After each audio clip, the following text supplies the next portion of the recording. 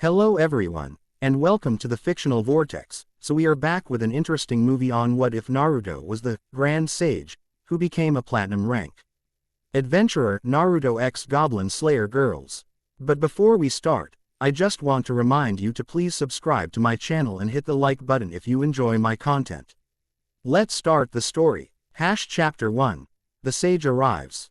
A thunderous crack split the forest's tranquility, golden light carving through reality itself. The dimensional rift pulsed, distorting the surrounding air into wavering rip. Less before a figure emerged, not falling but stepping deliberately through the tear between worlds.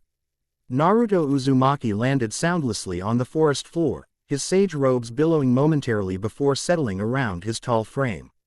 His cerulean eyes, lined with the evidence of years beyond his apparent age, surveyed the unfamiliar woodland with practiced caution. The dimensional portal collapsed behind him with a sound like distant thunder, leaving nothing but scorched earth and disturbed wildlife. "Well," he murmured, running a hand through golden hair now long enough to be tied back in a style reminiscent of his father's. "This certainly wasn't what I expected when I activated that seal array."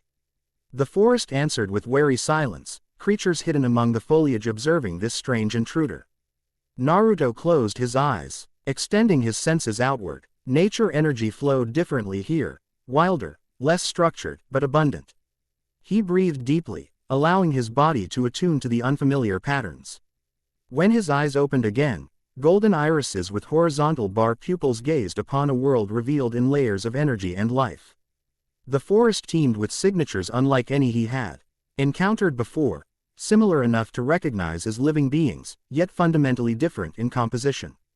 "Definitely not the fire country," he concluded, releasing sage mode with a controlled exhalation. "Not even the elemental nations, if I had to guess." A sudden rustling 50 meters to his right prompted Naruto to disappear in a blur, reappearing silently atop a sturdy branch. Below, a creature emerged, vaguely humanoid with mottled green skin, hunched posture, and beady eyes scanning the clearing where he had stood moments before. A goblin, though unlike any interpretation he had heard described in children's stories. The creature sniffed the air, clutching a crude dagger as it investigated the scorched earth. Two more of its kind joined it, communicating in guttural sounds. T carried meaning despite lacking formal structure. Naruto observed their movements, their organization, filing away details with the practiced eye of a shinobi who had served as both warrior and leader.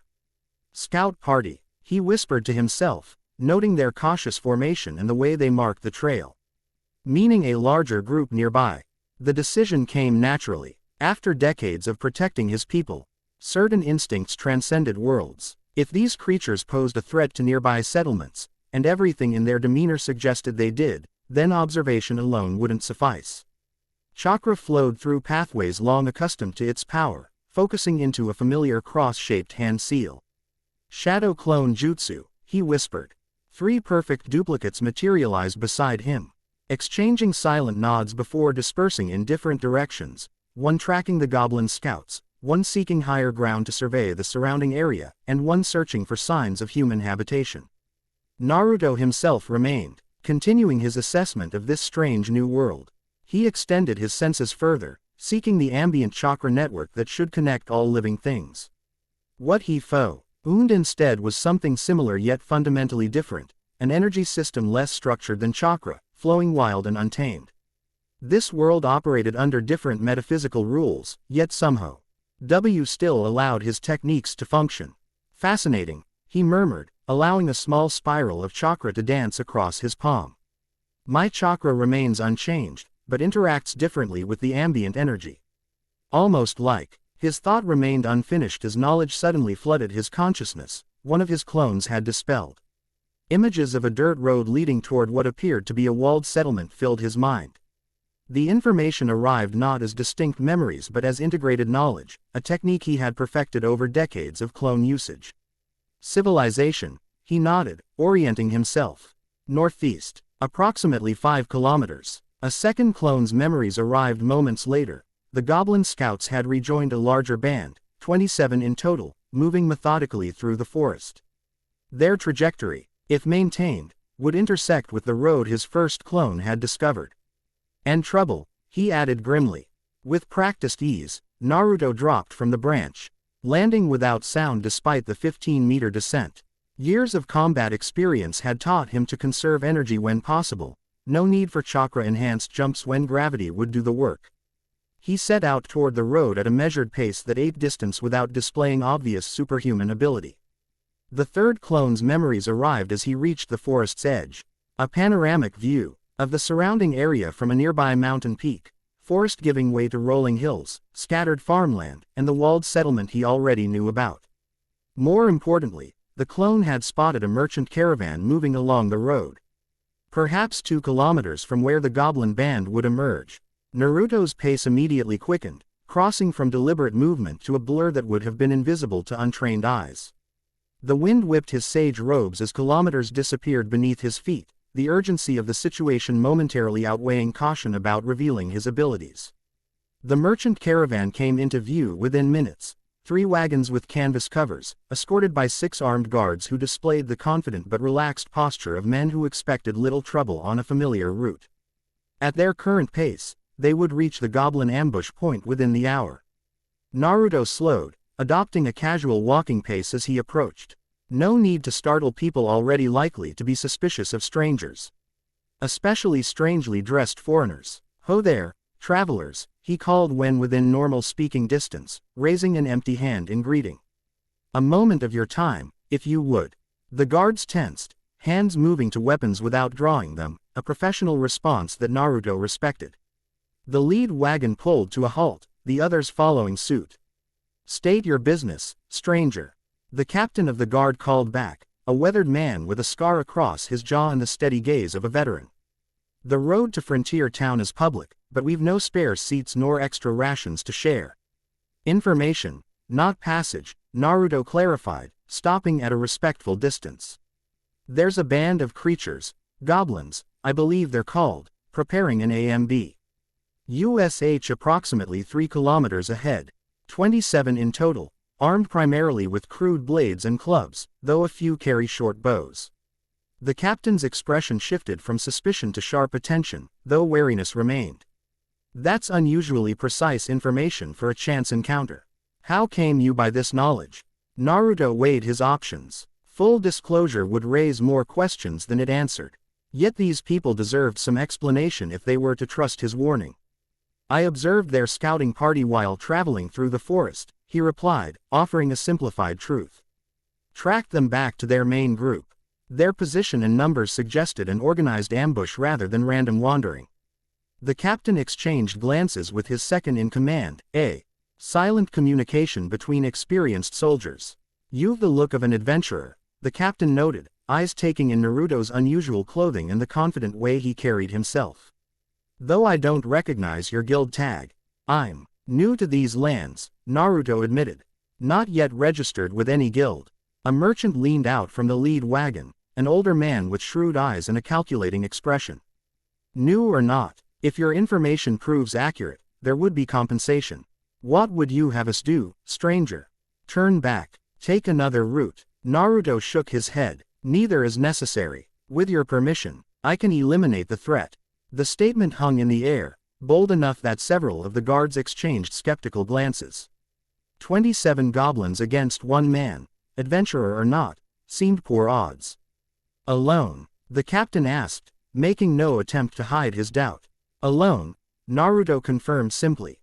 The merchant and captain conferred briefly before the captain nodded. "We'll halt here for 1 hour. If the road isn't cleared by then, we turn back. Fair warning though, if this is some ploy to delay us for confederates of yours, we're better armed than we appear." Naruto smiled, his first since arriving in this world. A sensible precaution. 1 hour will be more than sufficient. Without further discussion, he turned and headed up the road at a brisk walk. Once out of sight around a bend, he accelerated to speeds no normal human could match, covering ground in methodical silence. The Goblin ambush site became apparent quickly, a natural narrowing of the road between 2 rocky outcroppings that would force the caravan to proceed in single file. Crude blinds of branches and leaves concealed the creatures on both sides of the path, while archers had positioned themselves on higher ground. Naruto created another shadow clone, this one transforming with a puff of smoke into a small fox that darted into the underbrush. Through this sensory extension, he mapped the exact positions of each goblin, noting their weapons, organization, and the location of what appeared to be their leader, a larger specimen with crude armor fashioned from scavenged metal pieces. When the fox clone dispelled, Naruto had a complete tactical assessment. These weren't mindless beasts but organized predators with rudimentary tactics. They communicated through hand signals and positioned themselves to maximize advantage. Underestimating such enemies would be a mistake, regardless of his own capabilities. Still, there was no need for complex strategy when dealing with this level of opposition. Naruto formed a familiar hand seal, and 27 shadow clones materialized around him in perfect silence. No words were necessary. Each clone possessed his tactical knowledge and understood their role. They dispersed like whispers through the forest, each targeting a specific goblin. The attack was simultaneous and devastatingly efficient. 27 necks broken in the same instant, without a single creature having time to raise an alarm.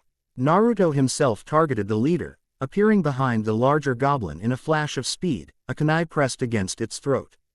"Your band is finished," he stated quietly, knowing the creature likely wouldn't understand his words but might comprehend his tone. "Surrender, and you alone will live to tell others of what happened here." The goblin leader froze, its muscles tensing as primitive intelligence weighed limited options. For a moment, Naruto thought it might choose survival, but instead, it made a desperate attempt to signal its now dead followers.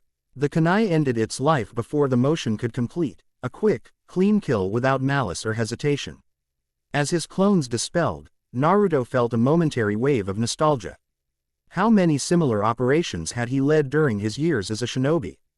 How many enemies neutralized with the same efficient precision? Yet something felt different about the creatures, a malevolence that seemed almost fundamental to their nature rather than the product of ideology or circumstance. He examined one of the bodies more closely, noting anatomical details and the crude but effective weapons.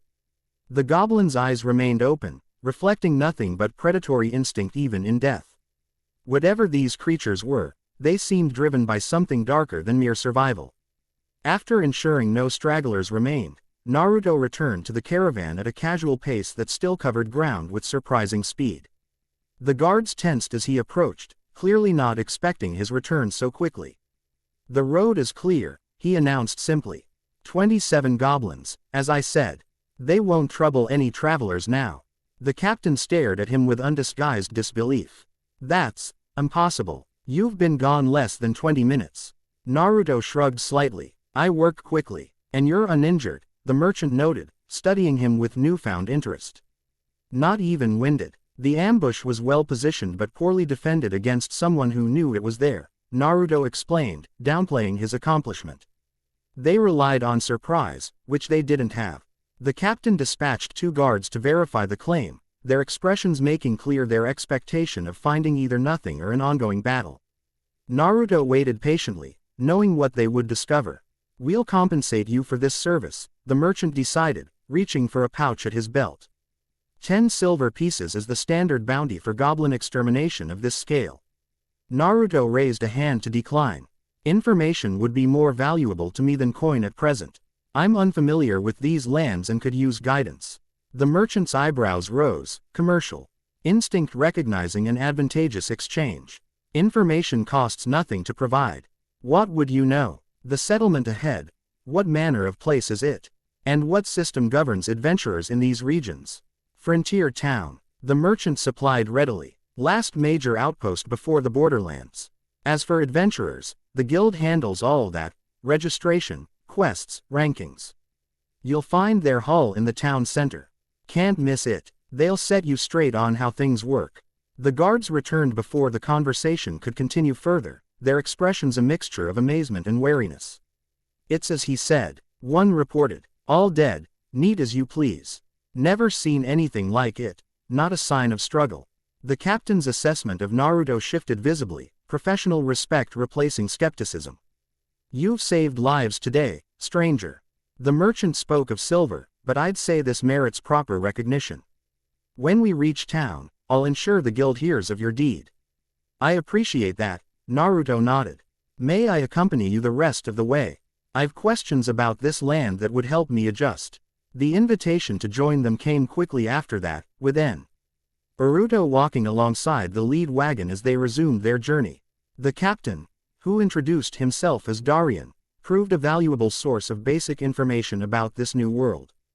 Through careful questioning that revealed ignorance while avoiding suspicion, Naruto learned of the general political structure, independent frontier towns with minimal central governance, the function of the adventurers, guild regulation of quests, ranking of adventurers, and distribution of bounties, and the general geography of the immediate area. Most valuable was information about the creatures he had eliminated, goblins. Universally reviled as vermin that preyed upon humans, particularly vulnerable women. The captain's description of their typical behavior confirmed Naruto's impression of fundamental malevolence. Though he filed away this information for further consideration rather than accepting it at face value. Strange that you know so little of these lands, Darien remarked as the walls of Frontier Town appeared in the distance. Your accent is unfamiliar as well. Where do you hail from, if I might ask? A place very distant from here, Naruto answered truthfully. So distant that knowledge of it hasn't reached these regions, it seems. From beyond the northern wastes. The merchant interjected curiously, or perhaps the eastern archipelago. Few travelers come from those directions. Even further, Naruto smiled enigmatically, offering nothing more. The guards exchanged glances but didn't press further. Mysterious adventurers weren't uncommon in frontier regions, and one who had proven both his capabilities and good intentions had earned some privacy regarding his origins. Frontier Town proved to be a sturdy settlement surrounded by wooden palisades reinforced with stone watchtowers. The gates stood open during daylight hours, with guards checking incoming traffic with professional diligence rather than excessive scrutiny. The caravan passed through after a brief exchange, with Naruto accompanying them as an unofficial escort. Inside, the town bustled with the activity of a frontier trading post, merchants hawking wares from wooden stalls, craftsmen working in open-fronted workshops, and armed individuals who could only be adventurers moving with purpose between various establishments. The architecture favored function over form, with sturdy timber frame. Buildings clustered along streets that radiated from a central square. The guild hall, Darien pointed toward an imposing two-story structure dominating one side of the square. You'll want to register there first thing. With your skills, you should qualify for at least silver rank straight away, maybe gold if the right evaluator sees you. Naruto thanked him for the guidance as they parted ways, the captain promising to speak well of him to guild officials when opportunity arose. Left alone, Naruto took a moment to absorb the atmosphere of this frontier settlement, so different from the hidden villages of his world, yet familiar in the resilience it represented. The guild hall's entrance featured double doors of polished oak, one standing open to admit a steady stream of adventurers.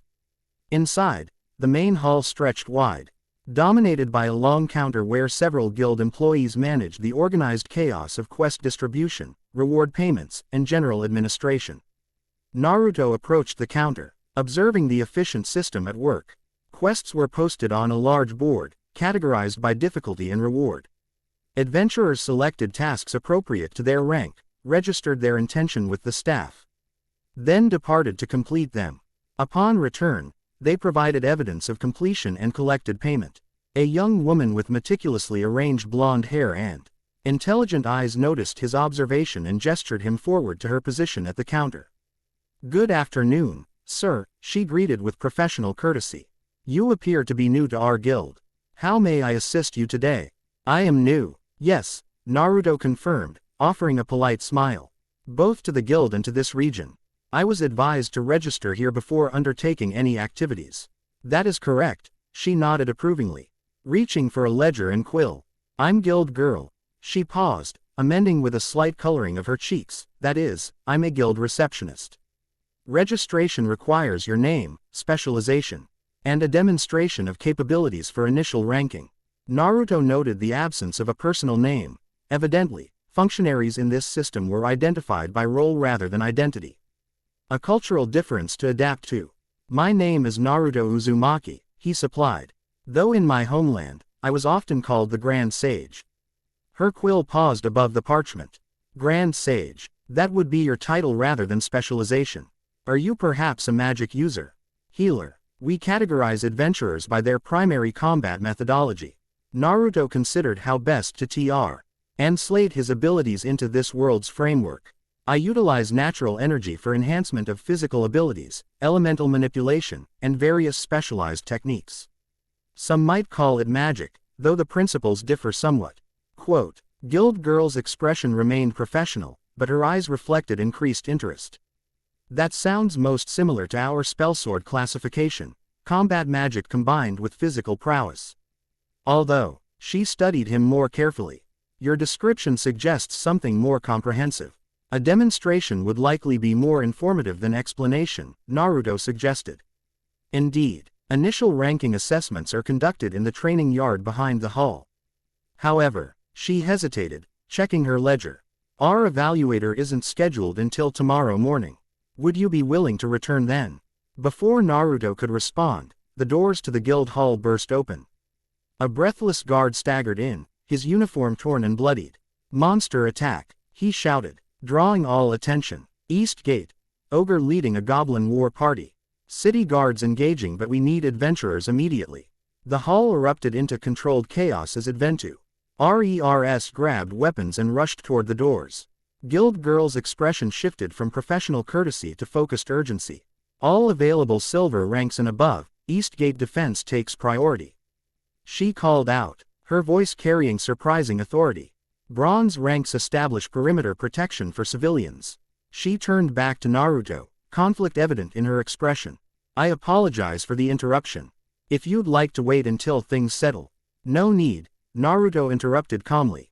This seems like an appropriate opportunity for demonstration. Without waiting for response, he moved toward the exit, maintaining a pace that was quick but not obviously superhuman. Behind him, he heard Guild Girl calling out, Sir. Without proper registration, the guild can't authorize combat participation or guarantee compensation. Naruto glanced back with a reassuring smile. I understand. Consider this a voluntary assessment. Outside, the town's atmosphere had transformed from bustling commerce to organized emergency response. City guards directed civilians toward shelter while adventurers converged on the East Gate, where sounds of combat already echoed above the surrounding buildings. Naruto took to the rooftops, seeking both better visibility and a faster route. From this vantage point, he quickly assessed the situation. The East Gate had been breached, with defenders forming a desperate line to prevent enemies from penetrating deeper into the town. The attacking force consisted primarily of goblins, at least 50, armed better than those he had encountered earlier. Leading them was a creature that could only be the reported ogre, 3 meters tall with disproportionate limbs and gray-green skin, wielding a crude club fashioned from an entire tree trunk. Defenders were holding but barely, their formation threatening to buckle under the ogre's powerful swings. Adventurers rushed to reinforce the line, but many would arrive too late if the current guards were overwhelmed. Naruto made his decision instantly. His hands formed familiar seals as chakra surged through his network. Wind style. Vacuum bullets. Compressed air projectiles shot from his position with pinpoint accuracy, striking the foremost goblins and clearing space around the beleaguered guards.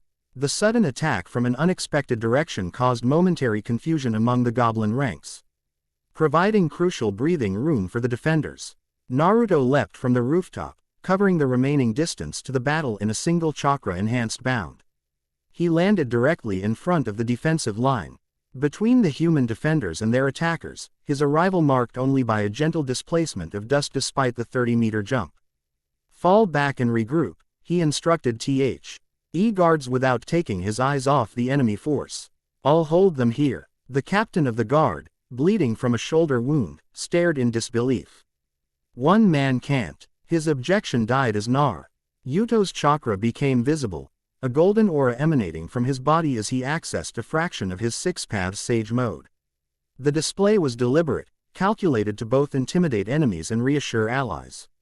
I can, Naruto stated simply. Trust me. Something in his voice, the absolute certainty born from decades of battle experience, convinced the captain. He ordered his men to withdraw to a secondary position, allowing reinforcements to reach them while maintaining a defensive perimeter. The ogre roared, seemingly enraged by this lone figure standing against it. It charged forward, massive club raised high. Naruto stood unmoving, allowing the creature to commit fully to its attack. The club descended with force enough to shatter stone, only to pass through empty air as Naruto sidestepped with casual grace. The movement so fluid it appeared the ogre had simply missed. "Your strength is impressive," Naruto observed conversationally, but poorly directed. The ogre bellowed in frustration, swinging again with even greater force. Naruto caught the club with one hand, the impact creating a shockwave that rippled through the surrounding air but leaving him unmoved. However, strength alone isn't enough. With a controlled application of chakra, Naruto shattered the club, reducing the section in his grip to splinters. The ogre staggered back, confusion replacing rage in its primitive features. "You lead these raids on human settlements," Naruto continued, his voice hardening. "Directing goblins to attack innocents, to kill and worse. I cannot allow that to continue." The golden aura intensified as Naruto formed a familiar spiraling sphere of energy in his palm, the Rasengan, perfected through decades of usage. He moved forward, crossing the distance between himself and the ogre faster than most eyes could track. The Rasengan struck the ogre's chest with surgical precision, grinding against tough hide before penetrating. The creature flew backward, propelled by concentrated rotational energy, and crashed through the broken gate before lying motionless beyond. The remaining goblins froze, their limited intelligence grappling with the sudden defeat of their seemingly invincible leader. Naruto turned toward them, golden eyes surveying the horde. "Leave this place," he commanded, infusing his voice with authority. "Tell others of your kind that this settlement is protected. Any who attack it face me." Whether they understood his words or merely his intent, the effect was immediate. The goblins broke ranks, fleeing back through the damaged gate in chaotic retreat. A few adventurers made to pursue, but Naruto raised a hand. "Let them go," he advised. "They'll carry the message farther than bodies would." The defenders stared at him with expressions ranging from awe to suspicion. One adventurer, a silver-haired man with a distinctive partial helmet, approached cautiously. "You killed the ogre," he stated flatly. Not a question but confirmation. "Yes," Naruto acknowledged. "Goblins. Retreating, though they may regroup elsewhere." The helmeted adventurer nodded once, then turned toward the gate. "I'll track them. Ensure they don't threaten nearby farmsteads." Without further discussion, he departed, displaying a singularity of purpose that Naruto found professionally admirable. Other adventurers began organizing recovery efforts, tending to wounded, securing the damaged gate, and assessing structural damage to nearby buildings. A crowd had gathered at a safe distance, civilians emerging from shelter upon hearing of the threat's end. Among them, Guild Girl approached with measured steps, her professional demeanor maintained despite clear amazement. "Mr. Uzumaki," she began, remarkably composed. "It appears your assessment has been expedited." Naruto released his chakra enhancement, the golden aura fading as he returned to his normal state. "I hope the demonstration was adequate. Though I should apologize for acting without formal authorization. Under emergency provisions, the Guild recognizes intervention by unregistered individuals when civilian lives are at risk," she recited, though her tone suggested this situation stretched those provisions considerably. "However, I believe we should complete your registration immediately. Would you accompany me back to the hall?" The return to the guild hall attracted considerable attention, with townspeople and adventurers alike watching Naruto with newfound interest. Whispers followed their passage, speculation about this newcomer who had single-handedly turned CK an attack that would have required a full party of high-ranked adventurers. Inside, Guild Girl led him not to the main counter but to a private office at the rear of the building. An older man with a neatly trimmed beard and the insignia of guild leadership on his robes awaited them, his expression one of cautious assessment. "Guild Master," Guild Girl greeted with a respectful nod. "This is Naruto Uzumaki, the adventurer who intervened at the East Gate." "So I've heard," the Guild Master replied, studying Naruto with experienced eyes. "Half the town is talking about the Golden Warrior Ho defeated an ogre with a single strike. Impressive, if the reports are accurate." "They are," Guild Girl confirmed before Naruto could respond. "I witnessed it myself, sir. As did at least 20 other guild members." The guild master gestured to chairs positioned before his desk. Please, sit. This registration will be unusual. Naruto accepted the offered seat, maintaining a relaxed but respectful posture. I understand my actions were unconventional. In my homeland, responding to threats against civilians is considered fundamental duty rather than guild business. A commendable philosophy, the guild master nodded. Though structure exists for good reason. That said, results speak volumes in our profession. He reached for a leather-bound ledger, opening it to a fresh page. Wild girl informs me you identified yourself as the Grand Sage. Is this title significant in your homeland? It represents mastery of natural energy and accumulated wisdom, Naruto explained. Yes sir. Ved is leader of my people for many years before stepping down to pursue deeper understanding as a wandering sage. The guild master's eyebrows rose slightly. A political leader as well as a warrior. Interesting. And your combat methodology? I utilize chakra, a combination of physical and spiritual energy, enhanced by natural energy drawn from the world itself. This allows for physical augmentation, elemental manipulation, energy projection, and various specialized techniques, including the golden aura witnessed today. A specific advanced state, yes. One of several techniques at my disposal. The guild master made several notations in his ledger before looking up with a decisive expression. Under normal circumstances, new adventurers begin at porcelain rank, progressing through a series of evaluations and successful quests. Exceptional individuals might start at obsidian or bronze after formal assessment. He paused, tapping his quill thoughtfully. However, there are rare precedents for extraordinary cases. Your demonstration today, witnessed by multiple reliable guild members, qualifies as exceptional. The defeat of an ogre leading a war party would typically require a gold-ranked party, at minimum. Guild girl interjected respectfully, Sir, considering the manner of defeat, a single technique, with no apparent effort, I believe even gold may be an underestimation. The guild master studied Naruto again, his expression thoughtful. Indeed, the efficiency described suggests capabilities beyond standard metrics. He returned to his ledger, making additional notations. Mr. Uzumaki, I am provisionally registering you at Platinum rank, a designation reserved for adventurers of legendary status. Guild girl's eyes widened slightly, though she maintained her professional composure. Platinum represented a rank rarely seen in frontier regions, typically associated with heroes whose deeds were recounted in tavern tales rather than active adventurers. This King carries significant responsibility, the guild master continued. You will have access to quests beyond standard postings, requests that come directly from regional authorities or the guild leadership itself. These often involve threats that would be suicide missions for lesser adventurers. Naruto nodded his understanding. I accept the responsibility that comes with such ranking. Very good. Guild girl will provide your official tag and documentation. The guild master closed his ledger with a sense of finality. Welcome to the Adventurers Guild, Grand Sage. The formalities concluded swiftly after that, with guild girl guiding him back to the main hall. She processed his registration with efficient movements, though Naruto noted subtle signs of curiosity breaking through her professional demeanor. Platinum rank, she remarked as she prepared his documentation, her voice carefully neutral. We haven't had a platinum-ranked adventurer register in Frontier Town within living memory. I gather it's unusual, Naruto acknowledged. I hope it doesn't create complications. Quite the opposite, she replied, a hint of genuine smile breaking through her professional expression. High-ranked adventurers typically gravitate toward capital cities and centers of power. Frontier regions like ours benefit tremendously from their presence, however temporary. She handed him a platinum-colored tag engraved with his name and rank, attached to a sturdy chain.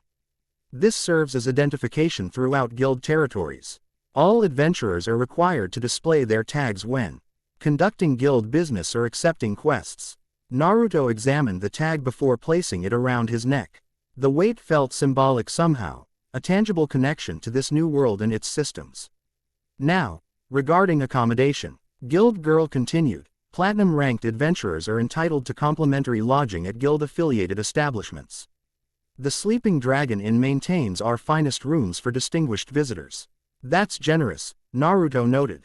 Though unnecessary, simple accommodations would suffice. Guild Girl's expression suggested she'd anticipated this response. He privileges of rank exist for practical reasons, not merely comfort. High-ranked adventurers require privacy, security, and space to prepare for significant undertakings. Additionally, she hesitated briefly before continuing. Your visible presence at a prominent establishment contributes to public morale. After today's attack, that holds particular value. Naruto recognized wisdom in her assessment. Throughout his career, he had learned that symbols mattered, sometimes as much as actions themselves. If his presence could reassure this community, then pragmatism outweighed personal preference for simplicity. I understand, he conceded. The sleeping dragon, then. Guild Girl appeared pleased with his acceptance. Excellent. I'll send notification ahead of your arrival. She hesitated, then added with slightly less formality, may I ask a personal question, Mr. Uzumaki? Of course. What brings a platinum-ranked adventurer, a grand sage, from distant lands, to a frontier settlement like ours? Surely the capitals or major cities would offer more appropriate challenges. The question was perceptive, touching on the fundamental mystery of his presence. Naruto considered his response carefully, balancing truth against complications. I arrived here somewhat unexpectedly, he admitted. A technique that didn't function entirely as intended. While I work to understand what happened, I believe in making myself useful wherever I find myself. It wasn't the complete truth, but neither was it false. Guild Girl studied him for a moment, intelligence evident behind her professional facade.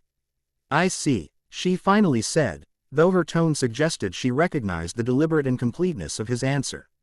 Well, we're fortunate for whatever circumstances brought you here today. As she provided directions to the inn, Naruto found himself appreciating her combination of efficiency and perceptiveness. She managed the complex administrative system with practiced ease while demonstrating sharp observation and adaptability to unusual situations. Their conversation concluded with arrangements for him to review available quests the following morning. As Naruto departed the guild hall, he found Frontier Town transformed from his initial arrival. People nodded respectfully as he passed, whispers following in his wake. Word had spread quickly about the new platinum-ranked adventurer.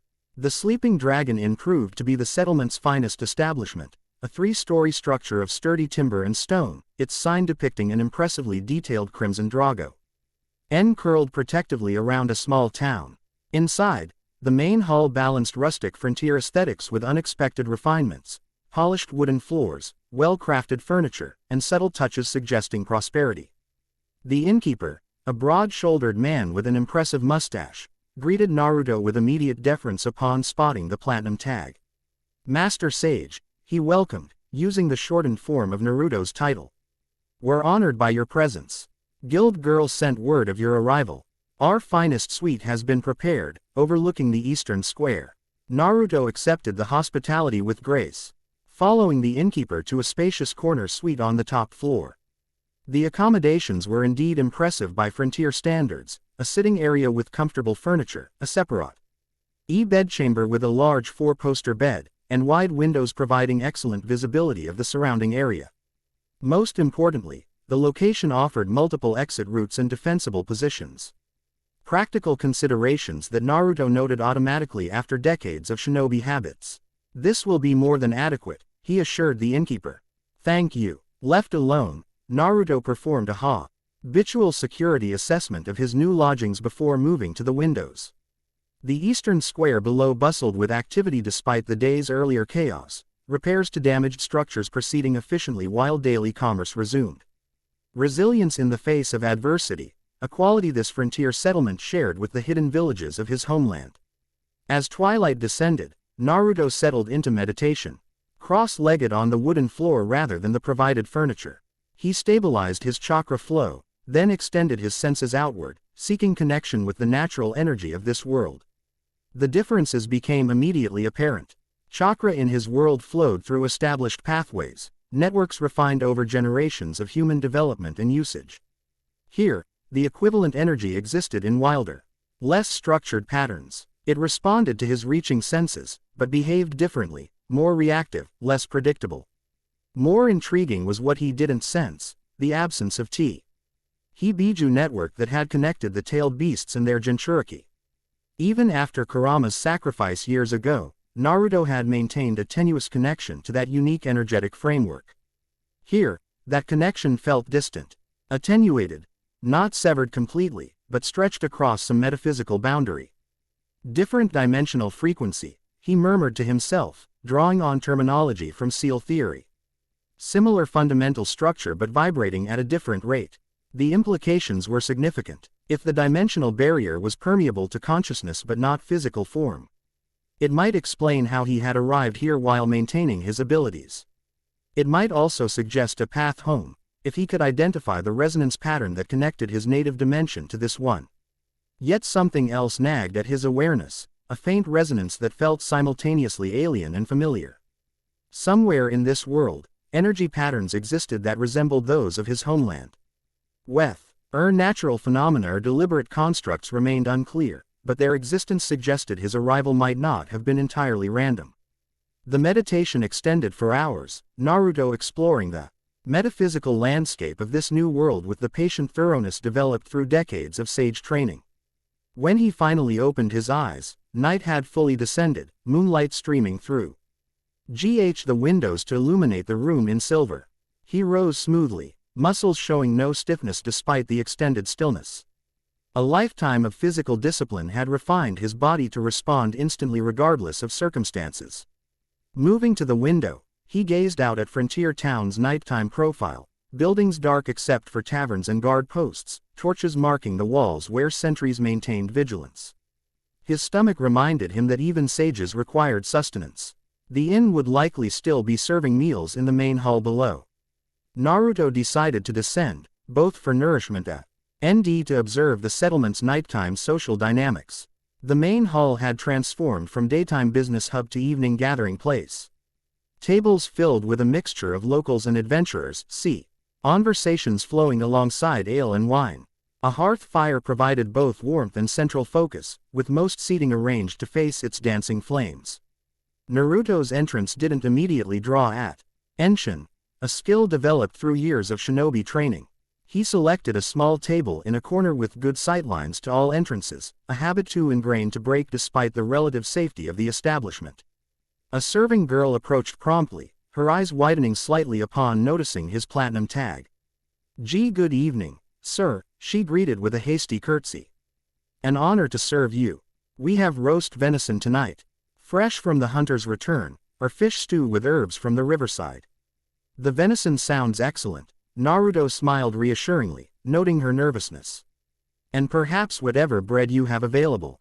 Of course, sir. And to drink. Our house ale is well regarded, or we have wine from the southern provinces. Water will be fine for now, thank you. The girl nodded and hurried away, seeming relieved by the simple interaction. Naruto returned to his observation of the room, noting groupings that suggested established adventuring parties, solo travelers keeping to themselves, and locals engaged in the comfortable routines of regular patrons. His attention was drawn to a conversation at a nearby table, where a group of adventurers, silver rank, by their tags, discussed the day's goblin attack. Never seen anything like it, one was saying, gesturing emphatically. The ogre went flying like it had been hit by a ballista, not a man's fist. You're exaggerating, another countered skeptically. No single adventurer could. I saw it too, interrupted a third, her expression serious. Golden light around him moved faster than vision could track. One moment standing still, the next, the ogre was done. One hit. What rank? Asked the skeptic. Platinum, replied the first speaker with evident satisfaction at his companion's widened eyes. The hasn't been a platinum rank in Frontier Town since. Since never, the woman confirmed. Guild records go back 80 years. Not one. The conversation shifted to speculation about Naruto's origins and capabilities. Theories growing more elaborate with each exchange. Naruto listened with mild amusement, recognizing the universal tendency toward exaggeration when information was limited. His meal arrived. Venison cooked to perfection with roasted root vegetables and fresh bread still warm from the oven. Naruto thanked the server and began eating with appreciation. The flavors differed subtly from those of his homeland, spices and preparation techniques reflecting cultural differences, but the quality was excellent. As he ate, A new figure entered the inn, Guild Girl, her professional attire exchanged for a simple but well-made dress in subdued blue. She spoke briefly with the innkeeper, who gestured toward Naruto's corner. After a moment's hesitation, she approached his table. "Good evening, Mr. Uzumaki," she greeted with a polite bow of her head. "I hope I'm not interrupting your meal." "Not at all," Naruto replied, gesturing to the empty chair across from him. "Please, join me if you wish." She accepted the invitation with measured grace, settling into the chair with perfect posture. "I wanted to ensure your accommodations were satisfactory, and to provide some additional information that might prove useful during your stay." "Both are appreciated," Naruto nodded. "The accommodations exceed expectations, and information is always valuable in unfamiliar territory." The serving girl approached immediately, offering Guild Girl a selection of refreshments. She chose a cup of herbal tea, her order suggesting familiarity with the establishment's offerings. Once the server departed, Guild Girl leaned forward slightly, her professional demeanor relaxing fractionally. "I should properly introduce myself. While at the guild hall, professional protocol suggests using my title rather than name. However, in less formal settings," she hesitated briefly, "I'm Elena Guilford." The offering of her name represented a small but significant shift from purely professional interaction toward something more personal. Naruto recognized the gesture. "I'm honored by your trust, Miss Guilford," he replied with genuine respect. "And grateful for your assistance today. Your efficiency during the crisis was impressive." A slight coloring touched her cheeks at the compliment, though her composure remained intact. "Kind of you to say, though merely routine for guild personnel. We train extensively for emergency scenarios. Training only prepares the foundation," Naruto noted. "Real crises reveal true capability. Yours was evident." She accepted this with a modest nod before smoothly transitioning to practical matters. "Regarding your registration, there are some additional details that might interest you. Platinum rank provides certain privileges beyond AC. Accommodations, priority access to guild resources, unrestricted entry to restricted areas in most settlements, and diplomatic recognition in territories that acknowledge guild authority." Naruto listened attentively as she outlined the practical aspects of his new status, appreciating her thoroughness. The guild system seemed well established, with clearly defined protocols that maintained order allowing flexibility where needed, not unlike the shinobi organizational structures he had worked within and eventually led. Their conversation was interrupted by a commotion at the inn's entrance. The silver-haired adventurer Naruto had briefly encountered after the goblin attack entered, his distinctive partial helmet identifying him immediately. His armor bore fresh stains, evidence of recent combat, and he carried a sack that dripped ominously onto the wooden floor. The innkeeper approached with visible resignation rather than surprise. "Goblin Slayer, how many times must I ask you to leave trophies outside?" "Apologies," the helmeted man replied, his voice flat and emotionless. "Evidence for the guild." Guild Girl, Elena, sighed softly. "Duty calls, it seems. Goblin Slayer is dedicated to his specialty."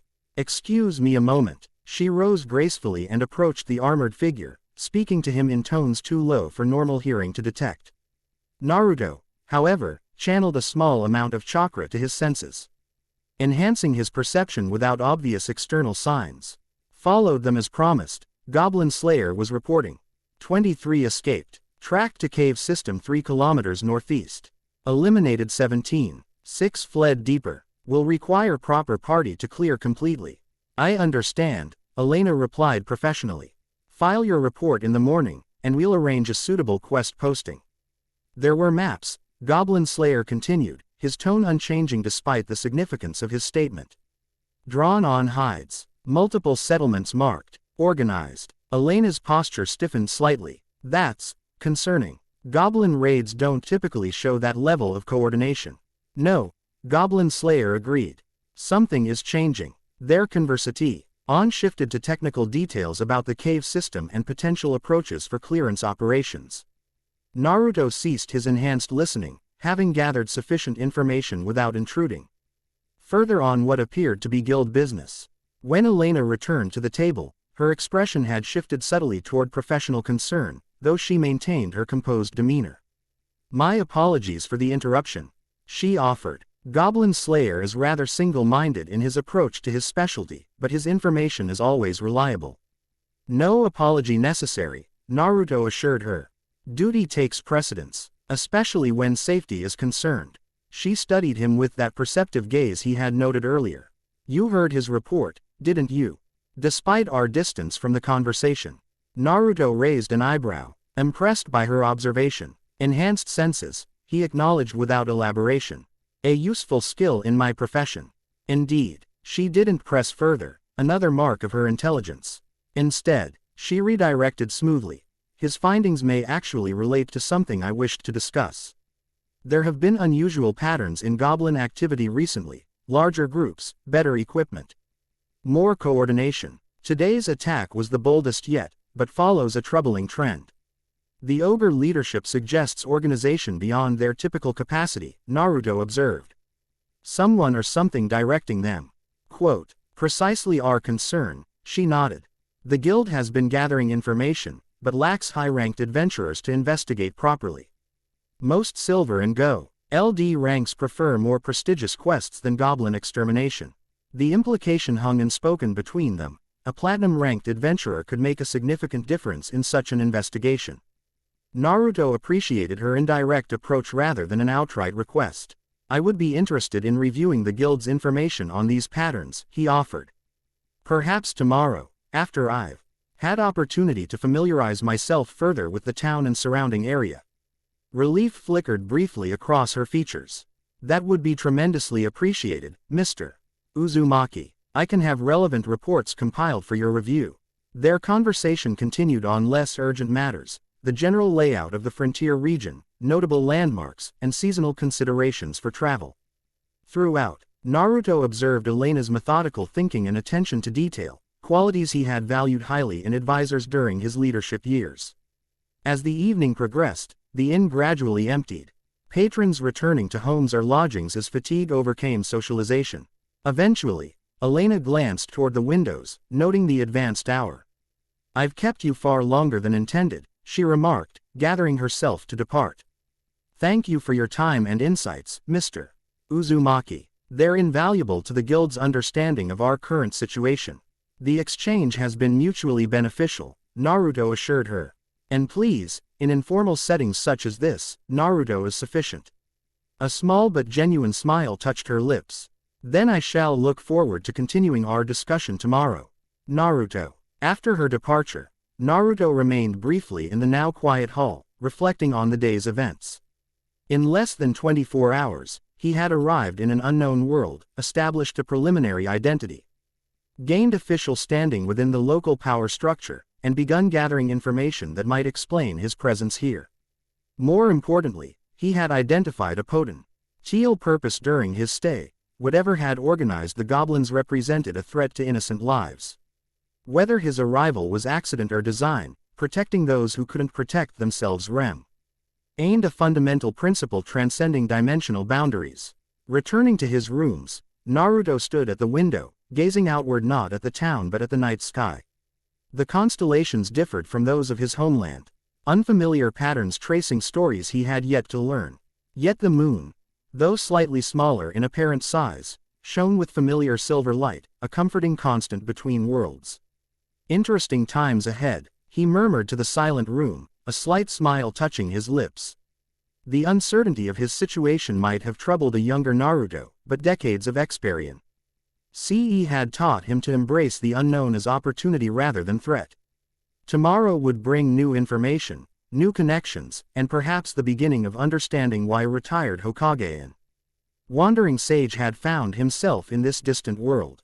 For tonight, that knowledge was sufficient. Chapter 1 End Chapter 2, The Forest's Secrets. Dawn painted frontier town in hues of amber and gold.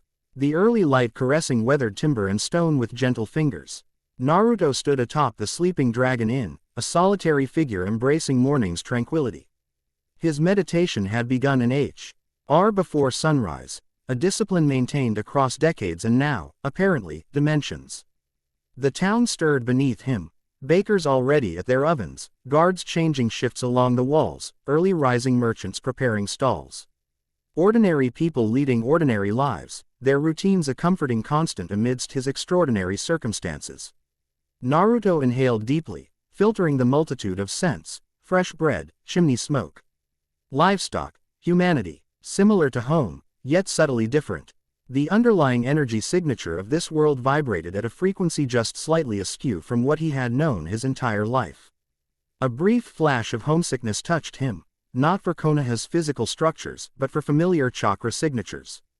Hinata, gone 5 years now to an illness even his abilities couldn't overcome. His children, grown with families of their own.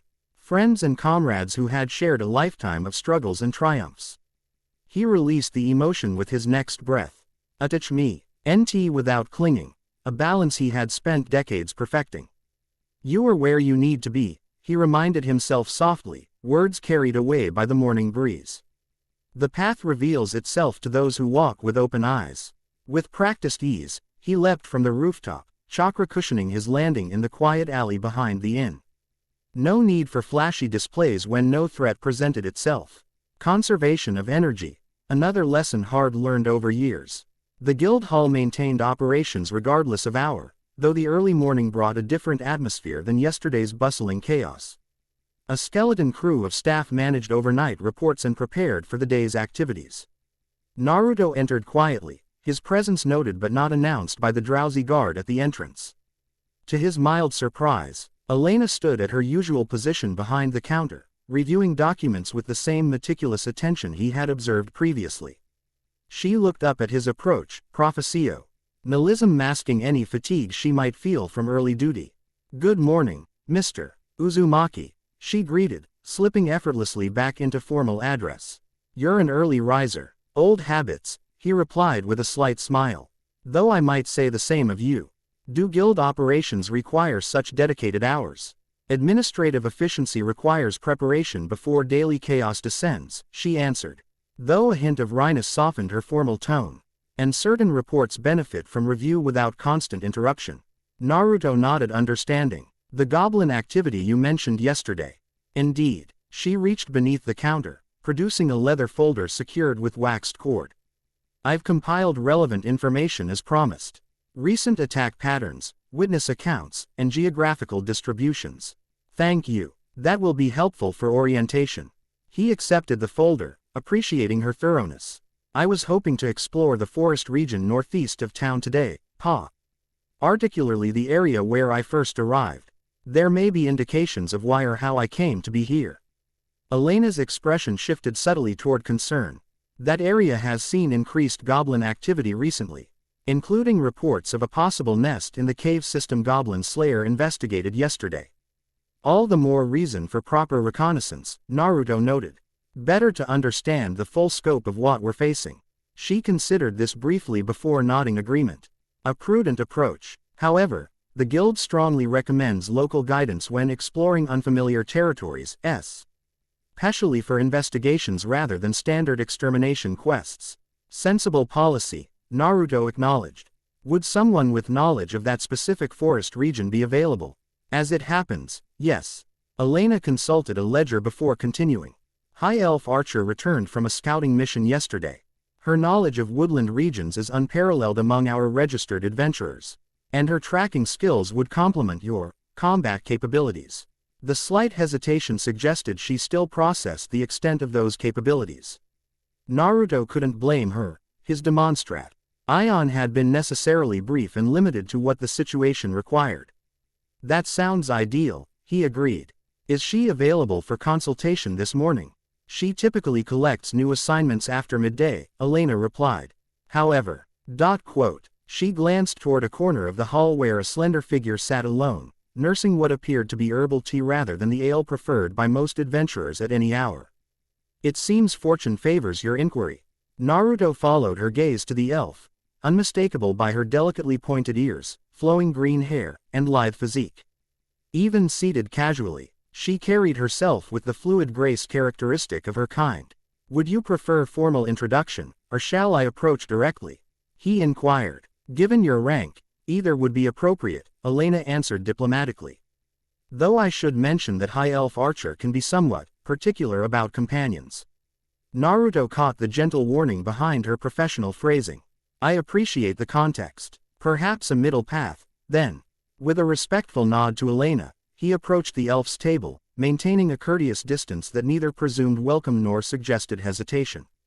The elf's eyes, a vibrant emerald that caught the hall's lantern light like sunlit leaves, flicked upward to assess him with millennia of racial wariness condensed into a single glance. Good morning, Naruto offered simply. I'm told you might be the person to speak with about the northeastern forest. The elf straightened slightly, her gaze sharpening as it fixed on the platinum tag at his chest. Surprise flickered briefly across delicate features before she composed herself. The mysterious platinum rank everyone's whispering about, she observed, her voice musical despite its coolness. I wondered when curiosity would drive you to seek me out. Naruto raised an eyebrow, intrigued by her assumption. You believe I specifically sought you? Naturally. She gestured to the chair across from her with elegant fingers. Few possess both the wisdom to seek proper guidance and the humility to acknowledge need for it, regardless of rank. Please, join me. The invitation, though offered with a touch of condescension, seemed genuine. Naruto accepted with a slight bow before taking the indicated seat. Naruto Uzumaki, he introduced himself. Though some know me as the Grand Sage. Pretentious titles mean little among the ancient bows, she replied with the faintest smile. But courtesy demands reciprocation. I am Silthana Moonshadow of the Deepwood Enclave, known here by the simplistic moniker, High Elf Archer. Her full name carried the musical lilt characteristic of elven nomenclature, each syllable flowing into the next like a woodland stream navigating stones. Naruto inclined his head in acknowledgement. A pleasure, Lady Moonshadow. I'm interested in exploring the northeastern forest, particularly areas with unusual energy patterns. I'm told your expertise would be invaluable. Silthana studied him with renewed interest. Energy patterns. Most humans concern themselves with mundane dangers or material treasures, not the subtle flows that nurture forest life. I'm not most humans, Naruto replied simply. Evidently, her eyes narrowed slightly. What manner of energy patterns draw your attention, Grand Sage? Magical ley lines, druidic consecration, or perhaps something more esoteric? The question probed his knowledge deliberately, testing whether his interest stemmed from genuine understanding or misguided human superstition. Naruto recognized the evaluation for what it was. Natural energy concentrations, he clarified. Points where the world's inherent life force gathers and flows in distinct patterns. Some might call them chakra nexus points, though terminology varies between cultures. Surprise registered in the slight widening of her eyes, genuine this time rather than affected. Few humans perceive such things, let alone seek them with purpose. As I said, Naruto smiled slightly, not most humans. Silthana set down her tea, leaning forward with newfound intensity. These energies you seek, what is your purpose with them? The ancient flows are not tools for exploitation. The protective edge in her voice revealed sincere concern rather than mere territorial posturing. Naruto respected the sentiment behind it. Understanding, not exploitation, he assured her. I arrived in these lands through unusual means, connected to such energies. Learning how and why may help protect this region from whatever forces are currently stirring. The goblin raids, she nodded, satisfaction flickering across her features at his prioritization of protection. They've grown bolder, more organized. Unnatural for their kind. Precisely. Yesterday's attack suggests external influence, someone or something directing them toward specific targets. Silthana considered this, fingers tapping a rhythm against her teacup that mimicked falling rain. Your theory has merit. The northeastern forest has felt discordant recently. Whispers among root and branch that something intrudes upon ancient harmonies. Our poetic phrasing carried concrete meaning beneath metaphor. A practitioner of nature-based arts would recognize the description of disrupted energy flows affecting plant life. Naruto nodded understanding. Then our interests align, he concluded. Would you be willing to guide an expedition to investigate these discordances? The guild recommends local expertise, and yours seems uniquely suited to this purpose. Silthana's expression shifted through several subtle gradations: consideration, wariness, curiosity, and finally, decision. I would see these disruptions addressed before they spread further, she acknowledged. And I admit some curiosity regarding your perception of energies most humans ignore completely. She rose with fluid grace, gathering a finely crafted bow that had rested against her chair. When do you wish to depart? Immediately, if convenient, Naruto replied, standing as well. Time may be a factor if these disturbances continue to grow. Efficiency I can appreciate, even from a human. She nodded approvingly. I require only moments to collect provisions. While Silthana spoke briefly with another elf seated near the guild's provision counter, Naruto AP approached Elena to inform her of the arrangement. That was remarkably swift, Elena noted, genuine surprise coloring her normally composed demeanor. High elf archer typically requires significa NT persuasion to accept human companions. We found common ground in shared concerns, Naruto explained. Indeed. Elena's gaze shifted briefly to the elf before returning to him. Will you require additional guild resources for this expedition? Equipment, supplementary personnel? Not at present. Reconnaissance is best conducted with minimal presence until we understand what we're facing. Elena nodded acceptance, though concern lingered in her expression. Please exercise caution, Mr. Uzumaki. While your abilities are clearly extraordinary, unknown factors merit prudence. Sound advice in any circumstance. Naruto agreed with a small smile. We'll return by nightfall with whatever information we discover. Their departure from Frontier Town drew considerable attention despite the early hour. Word of the platinum-ranked adventurer had spread overnight, and his pairing with the notoriously selective elven archer generated immediate speculation. Naruto noted the whispers without reaction. Public interest was inevitable but irrelevant to their purpose. Silthana led them northeast along established trails before abruptly veering into seemingly impenetrable undergrowth. What appeared to be solid vegetation revealed itself as a carefully disguised path when approached from the correct angle, a hunter's trail invisible to casual observation. Human paths announce their presence like braying donkeys, she explained as they navigated the subtle route. The forest offers quieter ways for those who listen. They traveled in companionable silence for the first hour, Siltha setting a pace that would have challenged most humans but which Naruto matched effortlessly.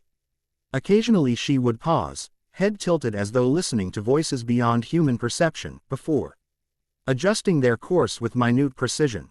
As the morning advanced, the forest around them transformed subtly. Ancient trees grew more prevalent, their massive trunks wide enough to require 5 men linking arms to encircle. Undergrowth thinned beneath the dense canopy, replaced by moss-covered stones and phosphorescent fungi that glowed with ethereal blue-green light. We approach the old growth, Silthana announced, her voice unconsciously lowering to match the cathedral-like atmosphere. These trees have witnessed 1,000 winters. They remember times when humans had not yet ventured into these lands. Naruto felt the change beyond mere visual cues. The ambient natural energy intensified with each step, flowing in currents reminiscent of his homeland yet structured according to different patterns. It called to his sage senses like a familiar voice speaking in an unfamiliar dialect. The energy here, he observed, it flows differently than in regions of known, yet responds similarly to perception techniques.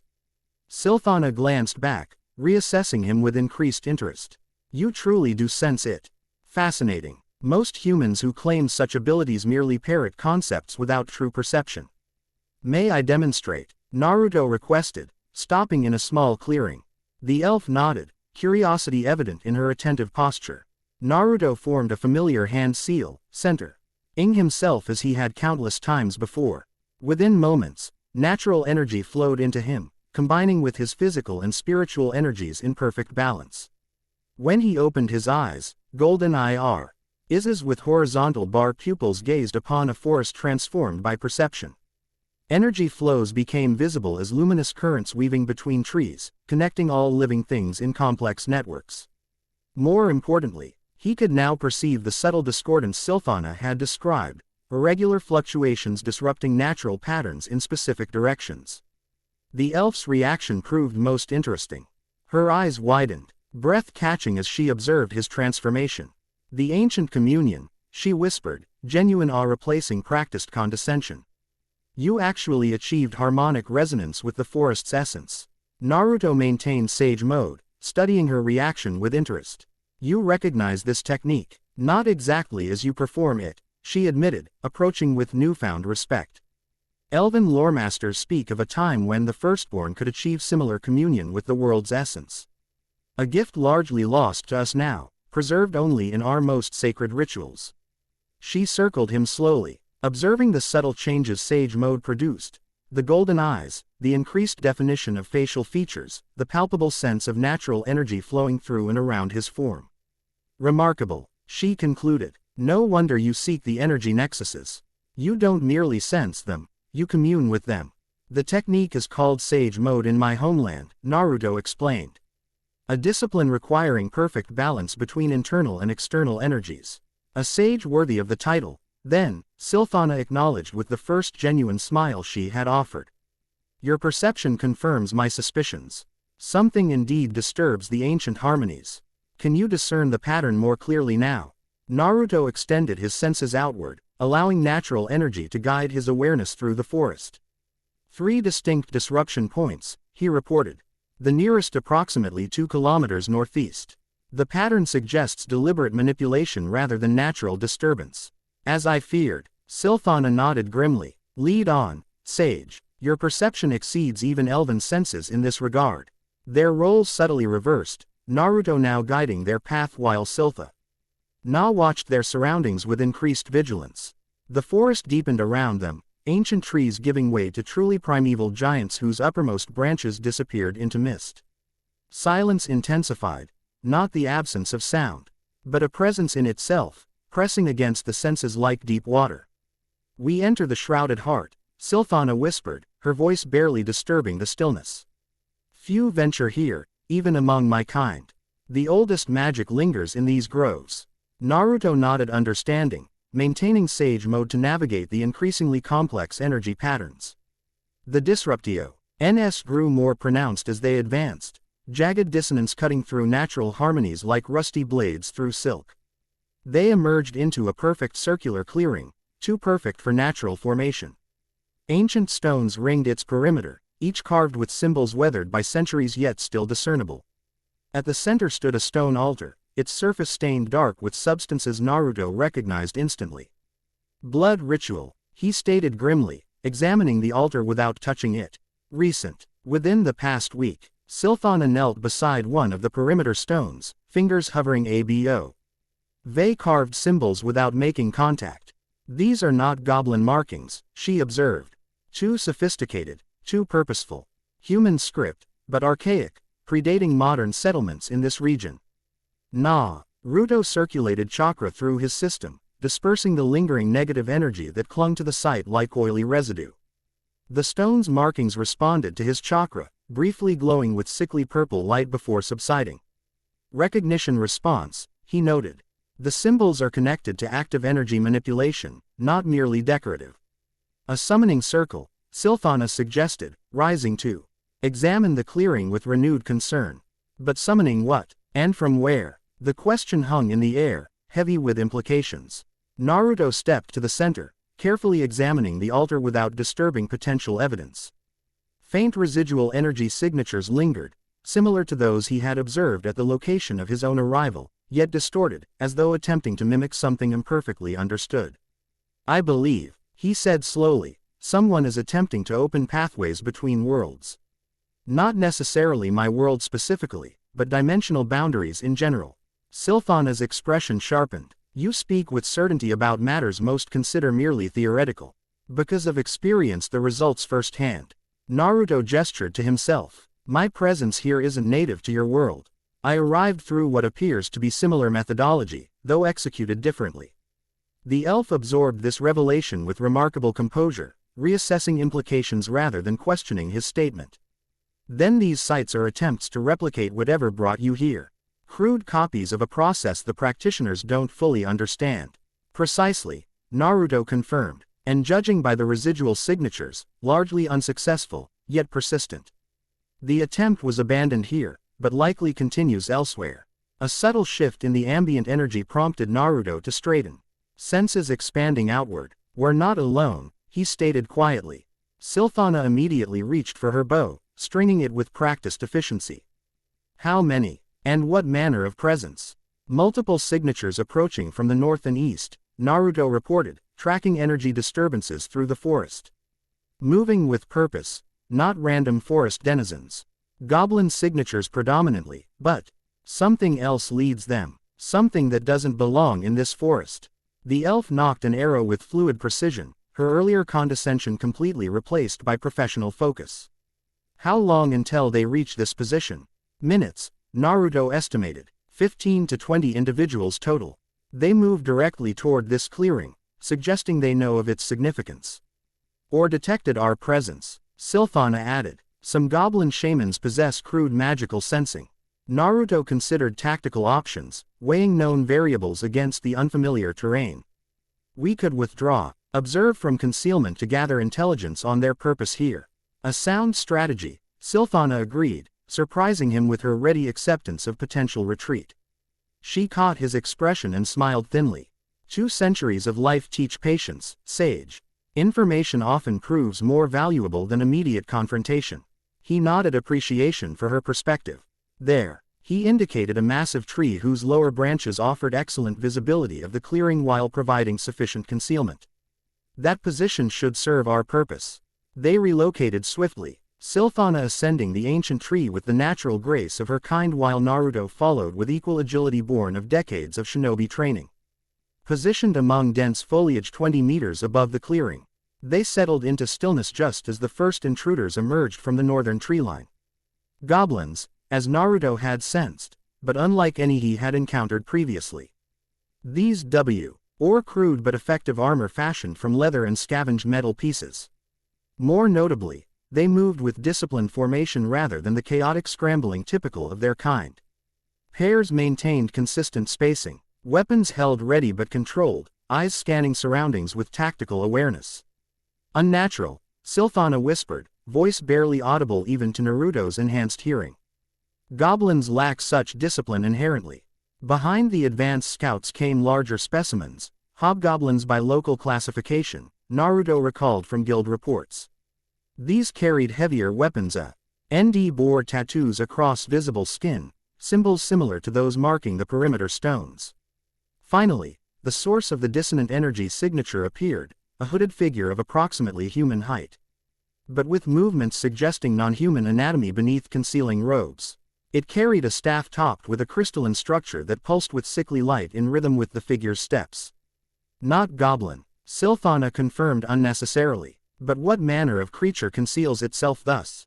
The hooded figure approached the altar directly while goblin soldiers established a perimeter, their discipline eerily reminiscent of trained military units rather than ragtag bandits.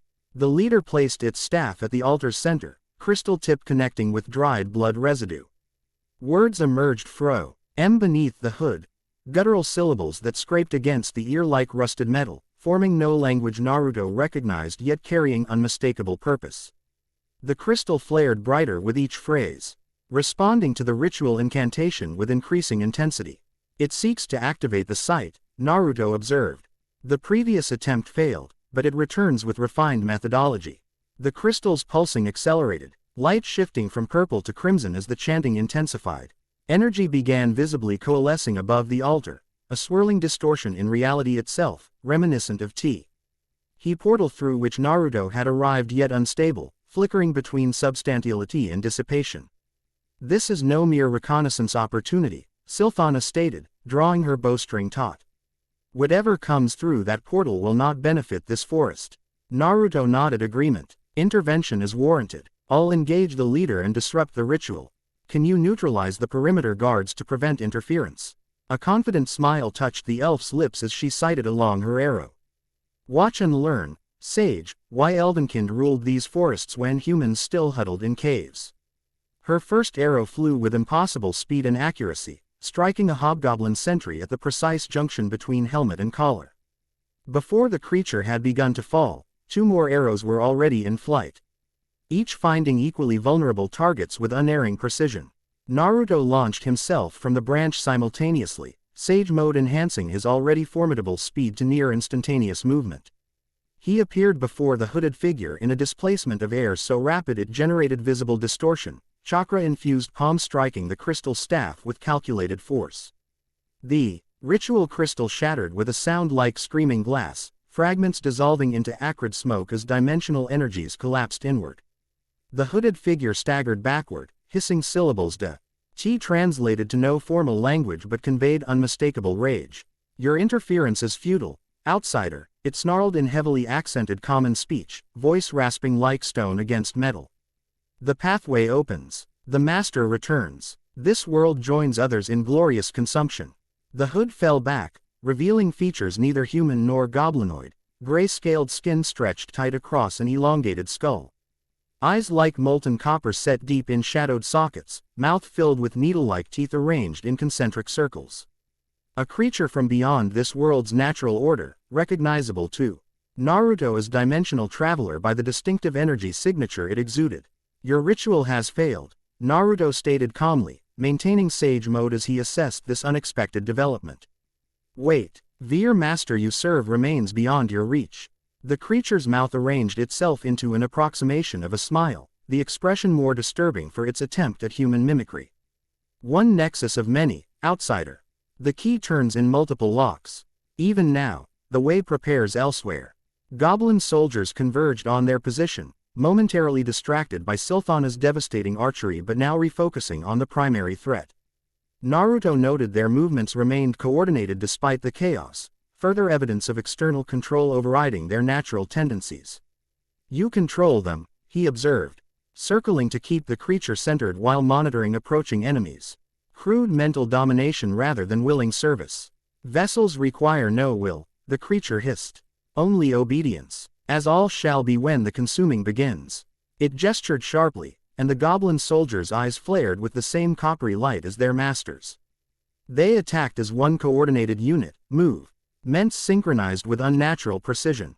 Naruto responded with fluid efficiency, centuries of combat experience condensed into perfect economy of movement. He avoided lethal strikes where possible. These soldiers were victims rather than willing participants, but ensured each neutralized opponent remained incapacitated. Silthana contributed from elevated positions, shifting through the canopy with preternatural grace while maintaining continuous fire. Her arrows found vulnerable points with surgical precision, disabling rather than killing when targeting obviously enthralled goblins while delivering lethal strikes to the hobgoblins who showed signs of willing participation. The extraplanar creature observed the systematic dismantling of its forces with increasing agitation. It reached into its robes, producing a crystalline orb similar to its shattered staff tip but smaller, more densely constructed. "If the way will not open to him," it snarled, "then he shall taste your essence as harbinger." It crushed the crystal in clawed hands, shards penetrating its own flesh. Blood, iridescent copper rather than red, flowed over the fragments, activating dormant energy. The creature's form began to distort, limbs elongating and torso expanding as it absorbed the crystal's power. Transformation ritual, Naruto recognized, shifting stance to prepare for the greater threat. "Silthana, maintain distance. This becomes something beyond its original form." The elf acknowledged with a quick hand signal, repositioning to higher branches while maintaining covering fire against remaining goblin soldiers. Her expression revealed no fear despite the unfolding abomination, only focused determination and tactical assessment. The creature's transformation completed with a wet tearing sound as its original form burst from within, revealing a chitinous exoskeleton encasing a body now twice its original size. Multiple limbs ending in hooked claws extended from its torso, while its head split vertically to reveal a maw lined with serrated ridges. "Behold true form," it gurgled through restructured vocal apparatus. "Taste the glory of dimensional ascendance." It launched itself toward Naruto with startling speed, covering 10 meters in a single bound. Claws lashed out in complex patterns designed to overwhelm conventional defenses through sheer geometric impossibility, angles of attack that contradicted normal physical limitations. Naruto, however, had faced dimensional anomalies before. His perfect sage awareness tracked the creature's movements regardless of their non-Euclidean properties. He flowed between attacks with measured precision, neither retreating nor advancing but maintaining optimal distance for assessment. "Your physiology integrates extra-dimensional components," he observed calmly, further infuriating the creature with his analytical approach to combat. Impressive adaptation, but fundamentally unstable in this reality framework. The creature shrieked, its frustration manifesting as visible distortions in the air surrounding its form. It redoubled its assault, abandoned finesse for raw destructive potential. Claws raked earth where Naruto had stood microseconds before, leaving glowing furrows in soil and stone alike. "You cannot comprehend," it howled, voice harmonizing with itself across multiple tonal ranges simultaneously. "I am beyond your dimensional limitations. I am ascended beyond." Its monologue terminated abruptly as Naruto appeared within its guard, moving at speeds invisible to conventional perception. His palm, wreathed in densely compressed chakra, struck the creature's central mass with surgical precision. "Sage art. Dimensional stabilization palm," he announced calmly. The technique, developed during his later years as Hokage when dealing with space-time anomalies, forced chaotic multidimensional energy into stable alignment with the primary reality framework. For entities partially existing across dimensional boundaries, the effect proved particularly devastating. The creature convulsed as its extra-dimensional components collapsed into strictly three-dimensional space, conflicting physicalities resolving with catastrophic results. Its exoskeleton cracked along multiple stress points, iridescent fluid spraying from ruptures as internal structures compressed beyond sustainable parameters. "Impossible," it shrieked, voice fragmenting across multiple harmonic ranges. "You cannot. You are not. This world has no such." "I am not of this world," Naruto reminded it quietly. "And neither, it seems, are you." A final surge of precisely modulated chakra completed the stabilization process. The creature's form imploded, collapsing inward as dimensional contradictions resolved to their inevitable conclusion. Where a monstrous entity had stood moments before, only a small pile of rapidly dissolving matter remained, iridescent fluid evaporating into faint copper mist that dissipated on the forest breeze. The enthralled goblins collapsed simultaneously, the controlling influence severed with their master's destruction. Those still conscious stared in confusion at their surroundings, as though waking from deep sleep to find themselves in unfamiliar territory. Silphana descended from the canopy with graceful precision, landing beside Naruto as he released Sage Mode, returning to his normal appearance. Her expression conveyed both awe and careful reassessment. That, she stated with characteristic directness, was unlike any magic I have witnessed in 2 centuries of life. "Not magic as your world defines it," Naruto explained, kneeling to examine the dissolving remains. "A technique for stabilizing dimensional fluctuations by harmonizing discordant energy patterns." The elf joined him, maintaining cautious distance from the residue. "You speak of dimensions and energy patterns with the casualness of discussing weather. Your world must be significantly different from ours." "In some ways," Naruto acknowledged, "though fundamental principles remain consistent across dimensional boundaries. Energy, matter, consciousness, these exist everywhere, merely expressing through different frameworks." He carefully collected a sample of the residue in a small container produced from a storage scroll, another technique that drew curious observation from Silphana. The dissolution process accelerated once separated from the main mass, the sample evaporating completely within seconds. "Unstable in this reality without conscious while maintaining its coherence," Naruto observed. "Interesting. What manner of creature was that?" Silphana asked, examining one of the fallen goblins, alive but deeply unconscious, showing signs of severe mental trauma. "It spoke of masters and consumption. Concerning implications, a dimensional interloper," Naruto replied, rising from his examination. "A lesser entity serving something greater, something it sought to bring through that portal." Its reference to consuming suggests parasitic intent rather than mere exploration or conquest. Silphana absorbed this with remarkable composure, practical concerns overriding philosophical implications. The surviving goblins require decisions. They were unwilling tools, yet remain dangerous by nature. Naruto considered the unconscious creatures thoughtfully. "In my experience, minds subjected to external control often retain subconscious impressions of their controller's knowledge. If we could safely access those impressions." "You propose interrogation?" Silphana asked, surprise evident. "They are mere goblins. Their minds simple even before this trauma." "Not conventional interrogation," Naruto clarified.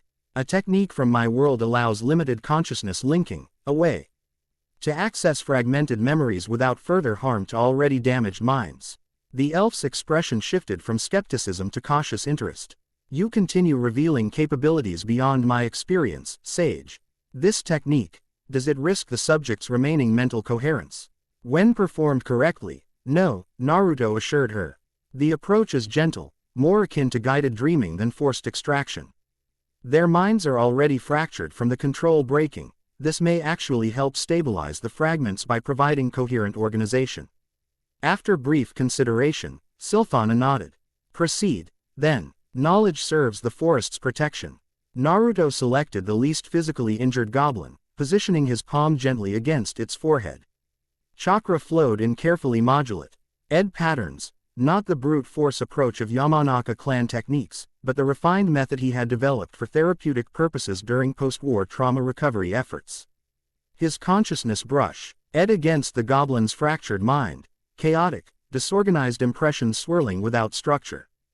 Beneath indigenous thought patterns lay something alien, geometric impressions and mathematical concepts far beyond goblin comprehension. Forcibly implanted by the controlling entity, Naruto navigated these fragments with practiced skill, reconstructing sequential impressions into coherent narrative. Images formed. Other ritual sites throughout the region, each aligned according to precise astronomical calculations, a network of energy pathways being systematically activated, a central nexus where all pathways would eventually converge. Most importantly, he found impressions of timing, a celestial alignment approaching within weeks that would facilitate the Master's arrival. The controlling entity had been one of several similar beings preparing the way, working independently toward collective purpose. Naruto withdrew gently from the goblin's mind, leaving organically restructure. Red pathways that would eventually allow natural healing rather than permanent damage. The creature would likely never remember its time under control, but neither would it suffer continuing trauma from the experience. What did you discover? Sylphana asked, noting his grave expression as consciousness returned. A coordinated effort, Naruto reported. Multiple sites across the region, all were king toward a specific astronomical alignment.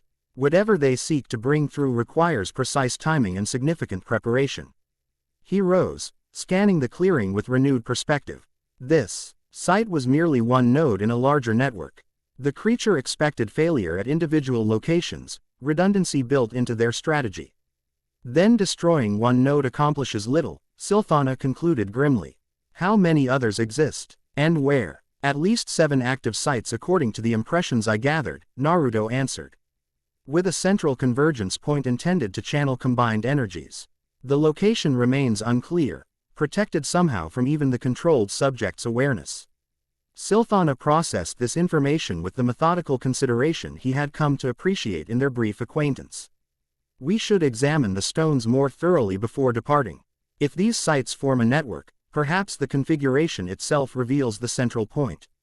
The suggestion demonstrated sound reasoning. They approached the perimeter stones systematically, Naruto examining energy resonance patterns while Sylphana documented the physical arrangements and symbol configurations. The stones predate the ritual, she noted, brushing centuries of lichen growth from one surface to reveal older markings beneath recent additions. Sacred sites repurposed for corrupt intent, a common desecration strategy. The original purpose appears to have been astronomical observation, Naruto added, sensing older, more harmonious energy patterns beneath recent distortions. Ely constructed to track celestial cycles for agricultural or ceremonial purposes. Their examination revealed that each stone aligned precisely with specific celestial bodies when viewed from the altar.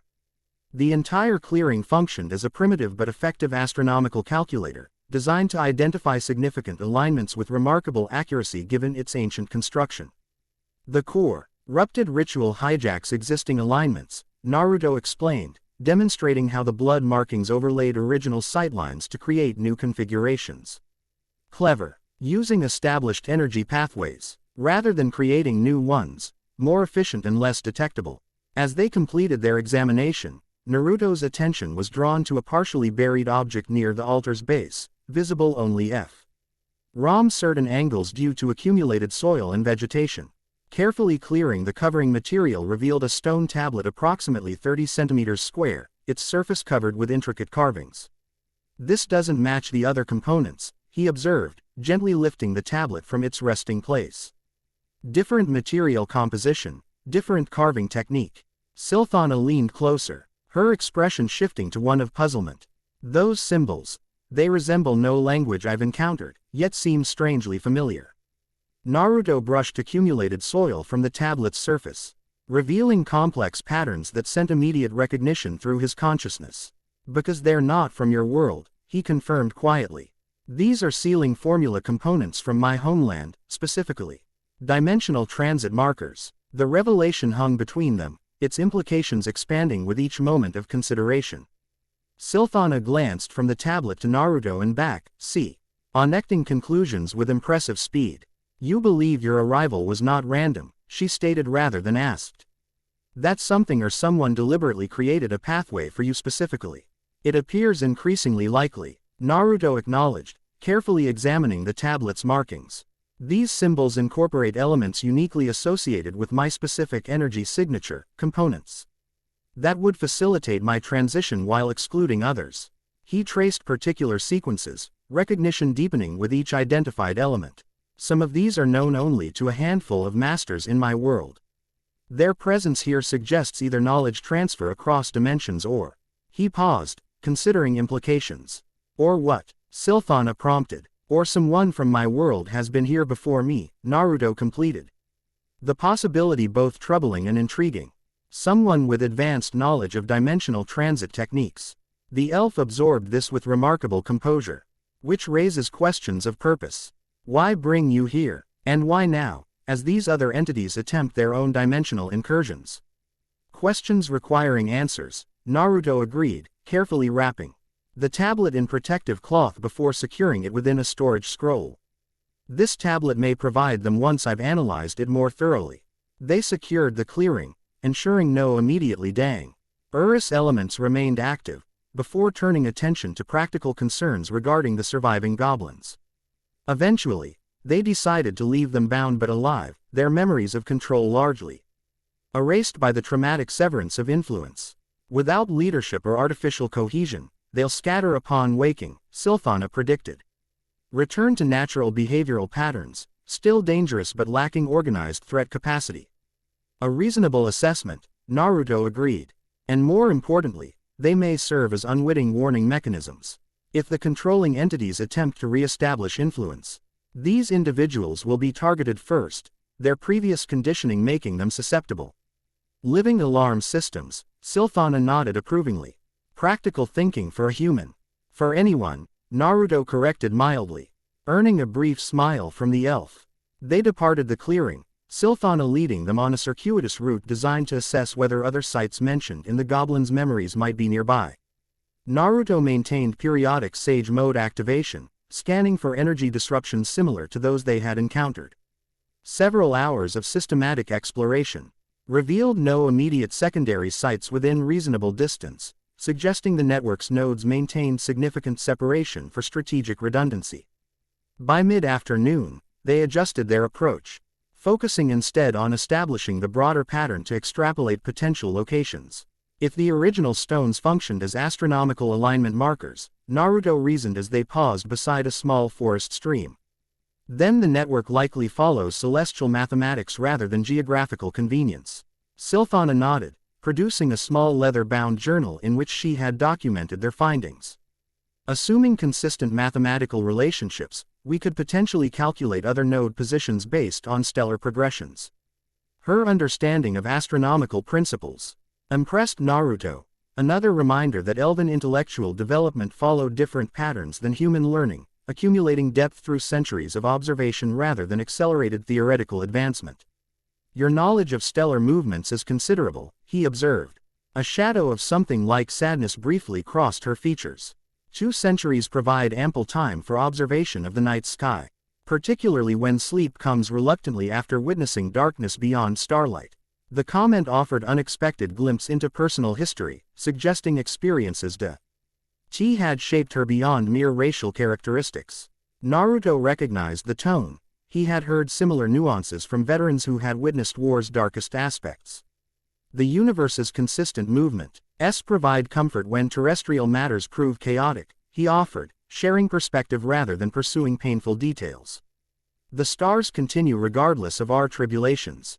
Silthana glanced at him with faint surprise that shifted to appreciation for the understanding without intrusion.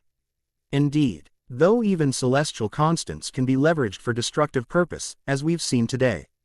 They resumed their journey, conversation shifting to practical analysis of observed phenomena. Silthana proved an insightful collaborator, her centuries of woodland experience complementing Naruto's interdimensional perspective. Together, they established preliminary parameters for identifying other network nodes based on astronomical alignments and energy resonance patterns. The forest darkened, gradually as afternoon surrendered to evening, sunlight filtering through the canopy in progressively lengthening shafts. Silthana led them unerringly despite diminishing visibility, her night vision unnaturally superior to human capability. Frontier Town lies 2 hours distant at comfortable pace, she noted as they reached a familiar junction in the hidden trails. Though I suspect you could reduce that considerably if needed. No need for haste, Naruto replied.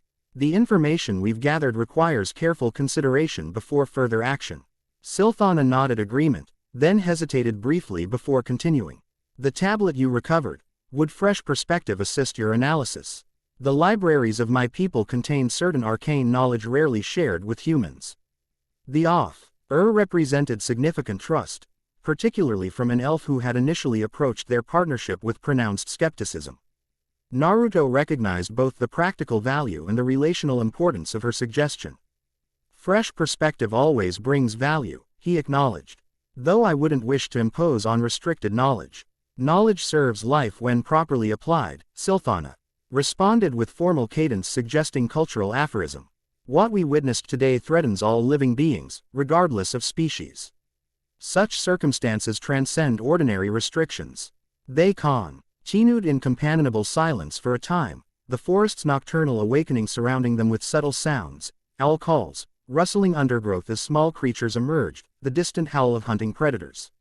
Silthana moved through this environment with unconscious harmony, her steps perfectly placed to minimize disturbance. May I ask a personal question? Naruto inquired eventually, curious. Why finally overcoming diplomatic restraint? You may ask, Silthana replied with hint of amusement. Though I reserve the right of selective answer. Fair enough, Naruto smiled slightly.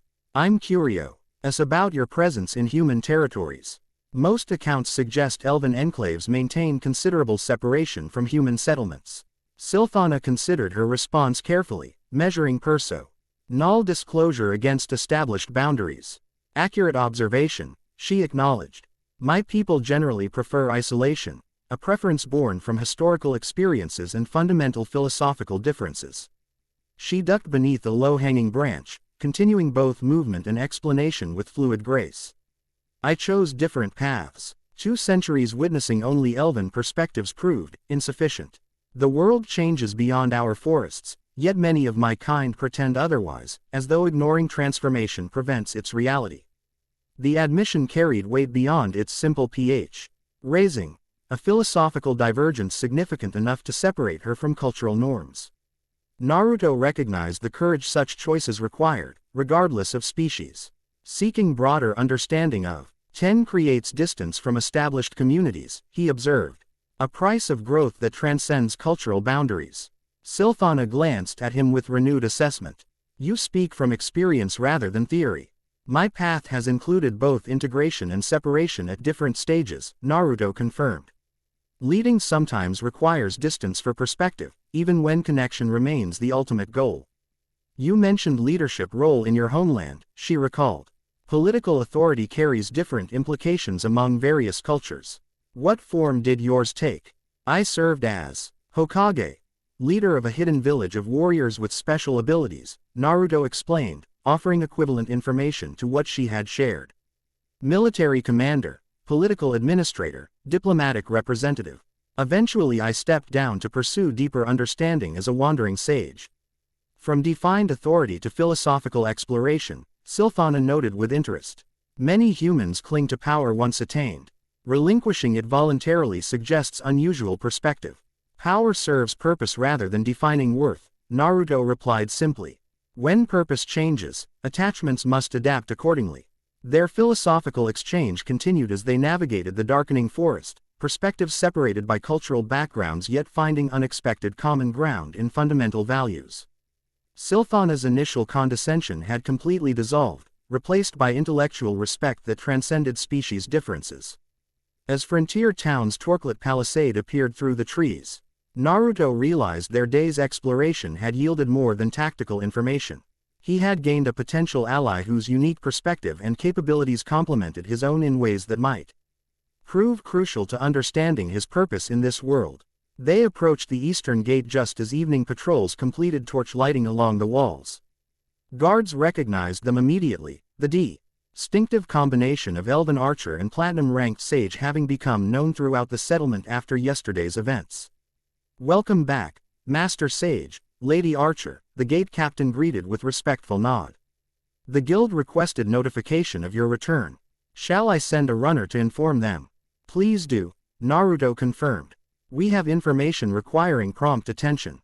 As they entered the town, Silthana paused at the junction where their paths would naturally diverge, her lodgings located near the Western Craftsman's Quarter while the Sleeping Dragon Inn stood near the central square. "I shall review my personal references regarding astronomical alignments before tomorrow's discussion," she stated, professional focus returning as their expedition concluded. "There might be historical precedents worth considering." "Valuable contribution," Naruto acknowledged. "I'll examine the recovered artifact more thoroughly. Perhaps together we can establish the broader pattern." A brief moment of awkwardness surfaced, the transition from wilderness partnership to settlement protocol creating temporary uncertainty. Silthana resolved it with characteristic directness. "Your perception abilities proved impressive today, Sage," she stated, formal acknowledgement carrying genuine respect beneath cultural phrasing. Few companions, regardless of species, demonstrate such harmonious understanding of forest energies. Should future expeditions prove necessary, I would not object to continued collaboration. Coming from an elf of her standing, the statement represented high praise indeed. Naruto recognized the significance of her overture. "The honor would be mine," he replied with a slight bow that acknowledged her status without condescension. "Your knowledge and skills proved equally impressive. I look forward to our continued work together." They parted ways with this understanding established, Naruto proceeding toward the guild hall while Silthana departed for her quarters. The town around them bustled with evening activity, merchants securing stalls, taverns filling with workers seeking relaxation after daily labors, guards changing shifts along the walls. The guild hall maintained full operations regardless of hour, though evening brought different patterns of activity. Quest boards showed fewer postings as daylight assignments concluded, while MP-led task reports accumulated at reception counters. Adventurers gathered in conversational clusters, exchanging information and planning future endeavors. Elena looked up from her workstation as Naruto entered, recognition and relief briefly crossing her features before professional composure reasserted itself. She gestured him toward her position, setting aside the ledger she had been updating. "Mr. Uzumaki," she greeted formally, guild protocol maintained despite their previous evening's more personal interaction. "Your return is well timed. The guild master wished to speak with you when convenient." "Of course," Naruto acknowledged, "though our findings today may warrant immediate attention." Elena nodded understanding, leading him toward the guild master's office with efficient steps. "Your expedition proved informative, I take it." "More than expected," Naruto confirmed. "And concerning in its implications." The guild master received them immediately upon notification, setting aside administrative paperwork with the relieved expression of one grateful for legitimate interruption. "Master Sage, excellent. I trust your forest exploration proved worthwhile." Significantly, Naruto confirmed, taking the offered seat across from the guild master's desk while Elena remained standing nearby, prepared to document important information. "We encountered evidence Sting organized extradimensional activity, specifically, attempts to establish transit pathways between this world and others." The guild master's expression shifted from polite interest to sharp attention. "Extradimensional in what sense?" "Demonic summoning, planar rifts." "Neither in conventional terms," Naruto clarified, noting the familiarity with which the guild master addressed such concepts. "The entity we encountered originated from dimensional frameworks beyond standard planar classifications. Its intentions appeared parasitic rather than merely invasive, references to consuming this world rather than conquering or occupying it. He proceeded to outline their discoveries: the repurposed ritual site, the controlled goblin forces, the dimensional entities' abilities and statements, and the recovered tablet with its unexpected connection to his homeland. Throughout, the guild master listened with focused attention, occasionally requesting clarification on specific details. This correlates with other reports we've received, he noted when Naruto concluded, particularly regarding organized goblin activities exhibiting uncharacteristic tactical sophistication. If these creatures are being controlled by extradimensional entities for coordinated purpose, the implications extend beyond standard adventurer jurisdiction. Elena completed his thought, her administrative expertise immediately grasping organizational ramifications. Regional authorities would need notification, possibly royal involvement if the threat proves sufficiently widespread. The guild master nodded agreement. Precisely. However, verification must precede escalation. Master Sage, your expertise in these matters clearly exceeds our standard protocols. Would you be willing to lead further investigation before we initiate broader alerts? That aligns with my own intentions, Naruto confirmed.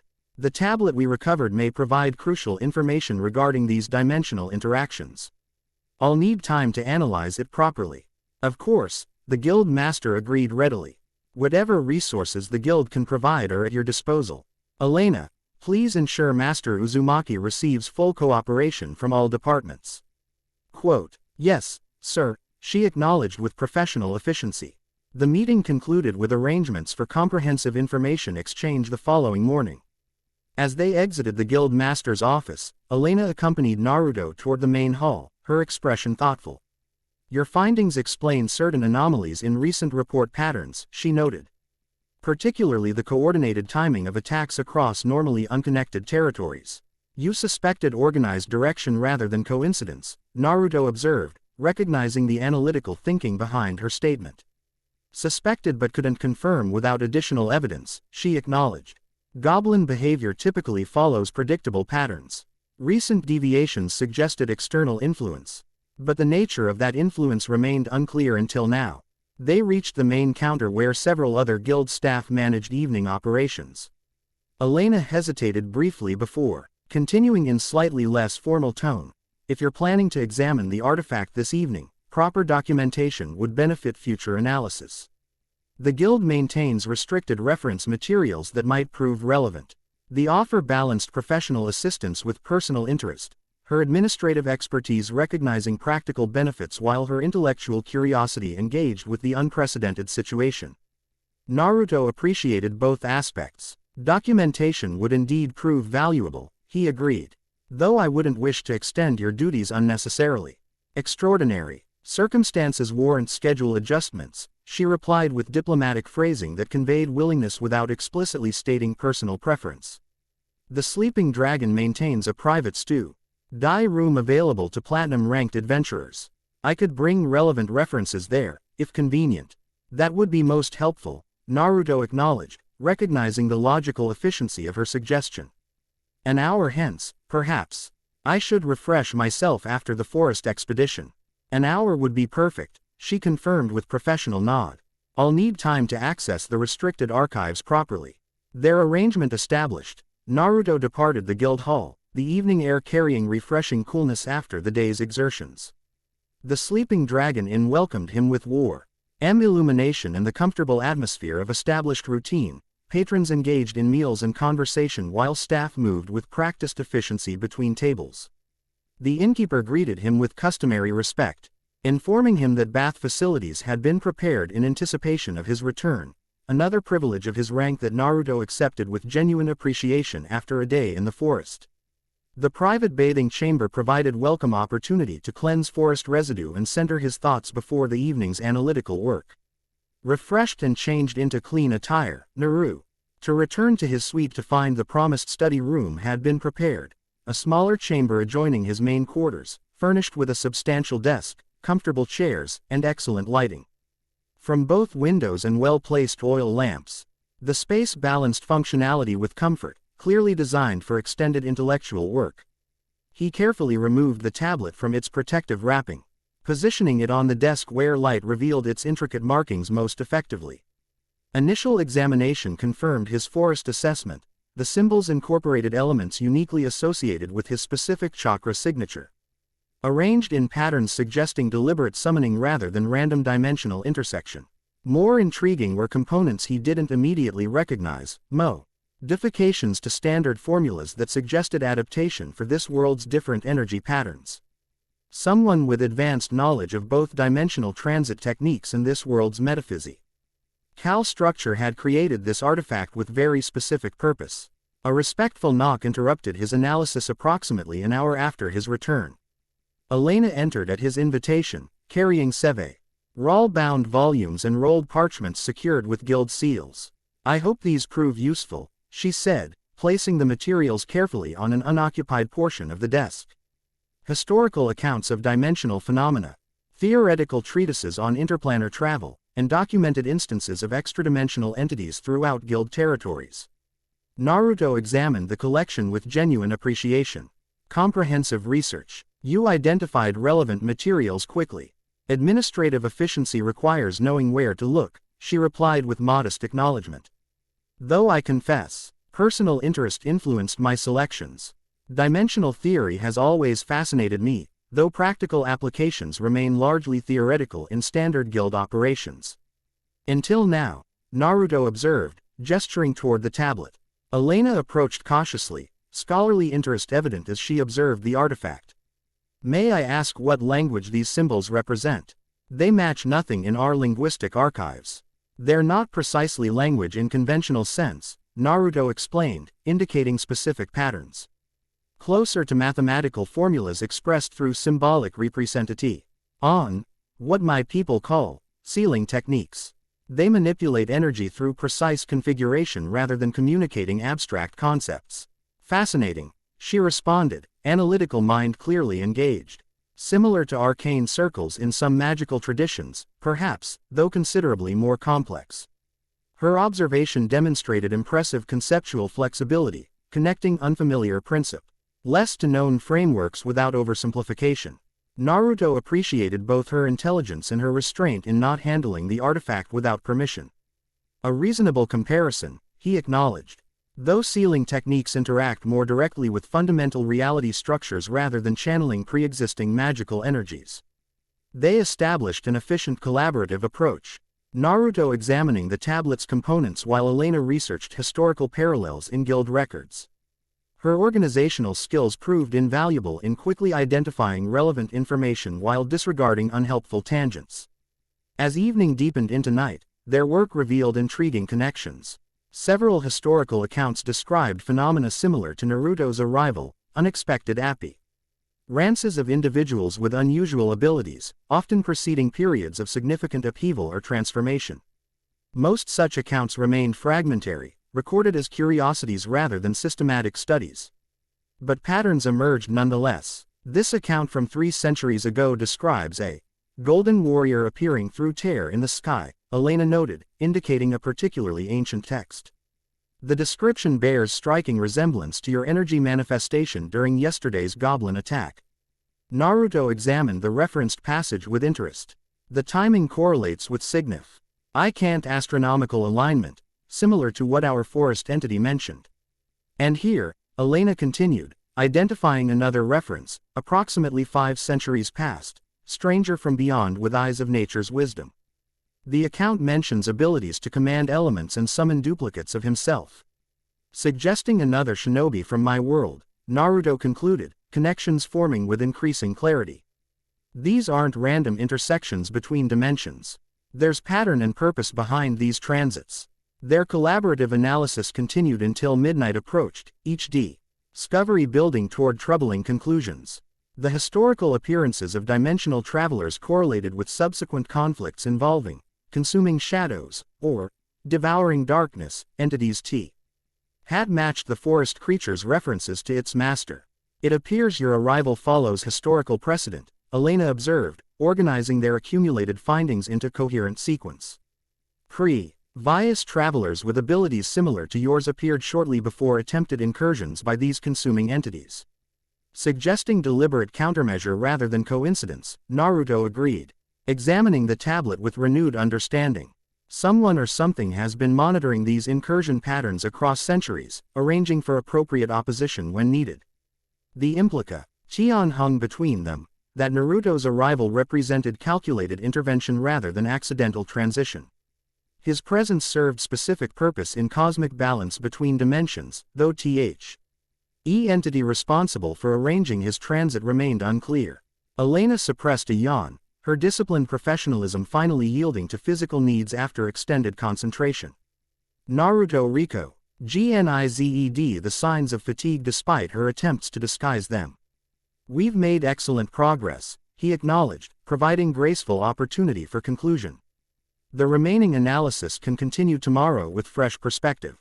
Of course, she agreed, gathering her notes with practiced efficiency despite evident tiredness. I'll arrange for these references to remain available for your continued research. As she organized materials, Naruto observed the care with which she handled each document, respect for knowledge transcending mere professional responsibility. Her dedication impressed him, particularly considering she had extended her workday significantly without complaint. Your assistance has been invaluable, he noted as she prepared to depart. Both your knowledge and your analytical approach contributed significantly to tonight's progress.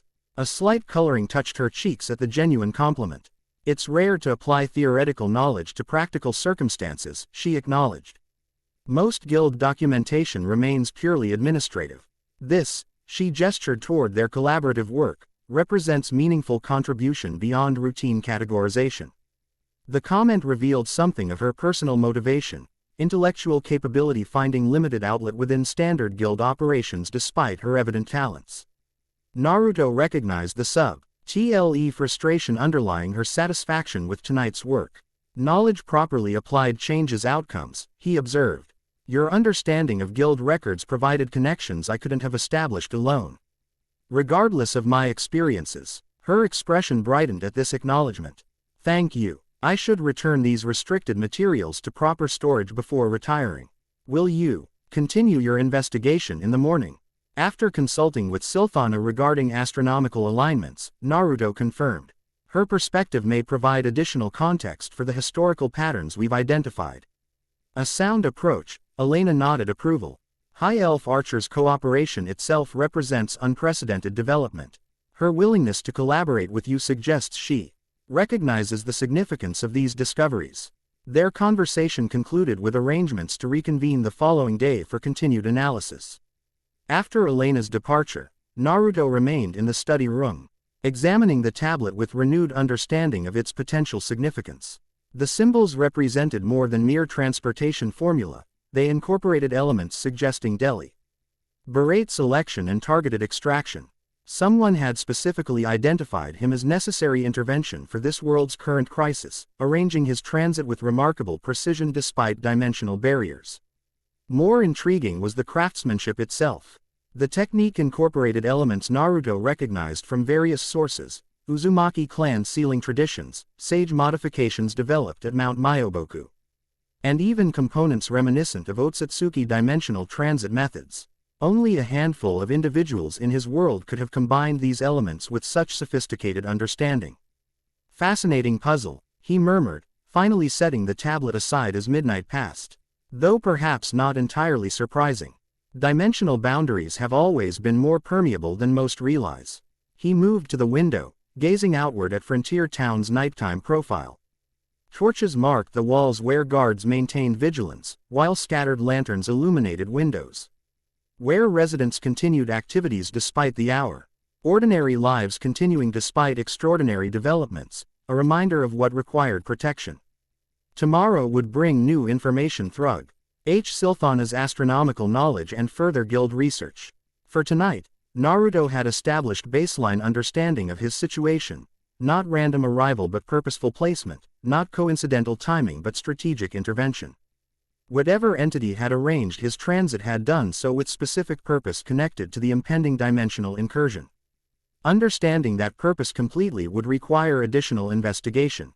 But the fundamental framework had become clear. He was here because something with knowledge of both worlds had determined his presence necessary for this world's survival. The tablet represented not merely transportation formula but carefully crafted invitation designed specifically for him. Very well, he acknowledged to the empty room, accepting the implied responsibility. Let's discover what role the Grand Sage plays in this particular story.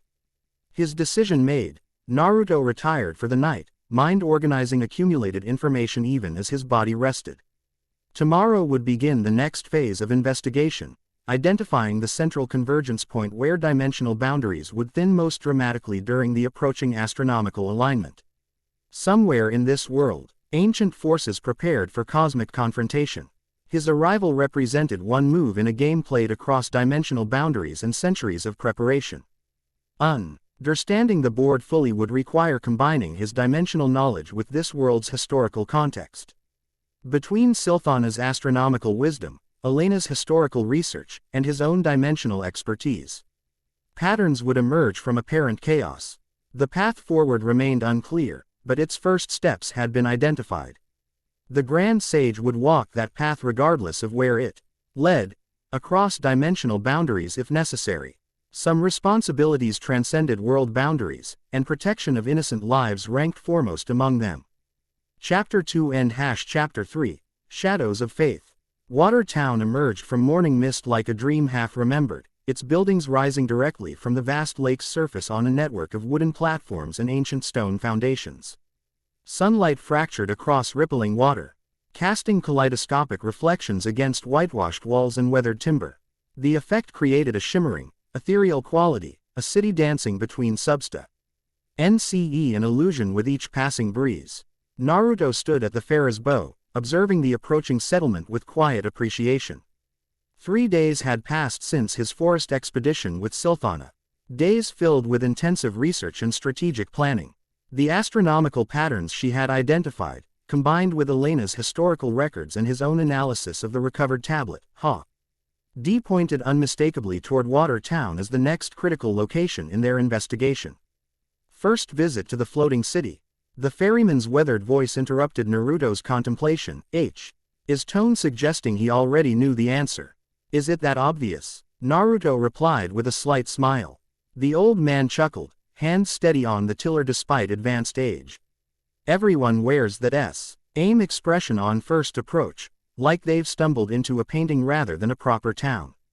Been ferrying folk across these waters 40 years now, and that look never changes. Naruto nodded acknowledgement. It's certainly unlike anything in my homeland. And where might that be? Your accent's not one I recognize, and I've heard most. A place very distant from here, Naruto offered. He deliberately vague response having become his standard answer to such inquiries. The ferryman accepted this with philosophical shrug. Distant places make for interesting perspectives. Water Town welcomes such, generally speaking. Though these days, he trailed off, eyes narrowing slightly as he studied the approaching docks. These days, Naruto prompted gently, tensions running higher than usual. The old man supplied after brief hesitation.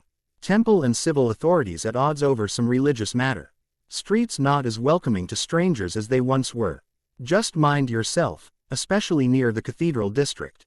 Quote, I appreciate the warning. Naruto tucked the information away alongside other contextual details he'd gathered during preparation. Something about his plan. Visit to the Temple of Radiance clearly made the locals uneasy. The ferry glided toward a floating dock where several workers stood ready to secure mooring lines. Beyond, a network of wooden walkways stretched between buildings that seemed to hover above the water's surface, their foundations invisible beneath the lake.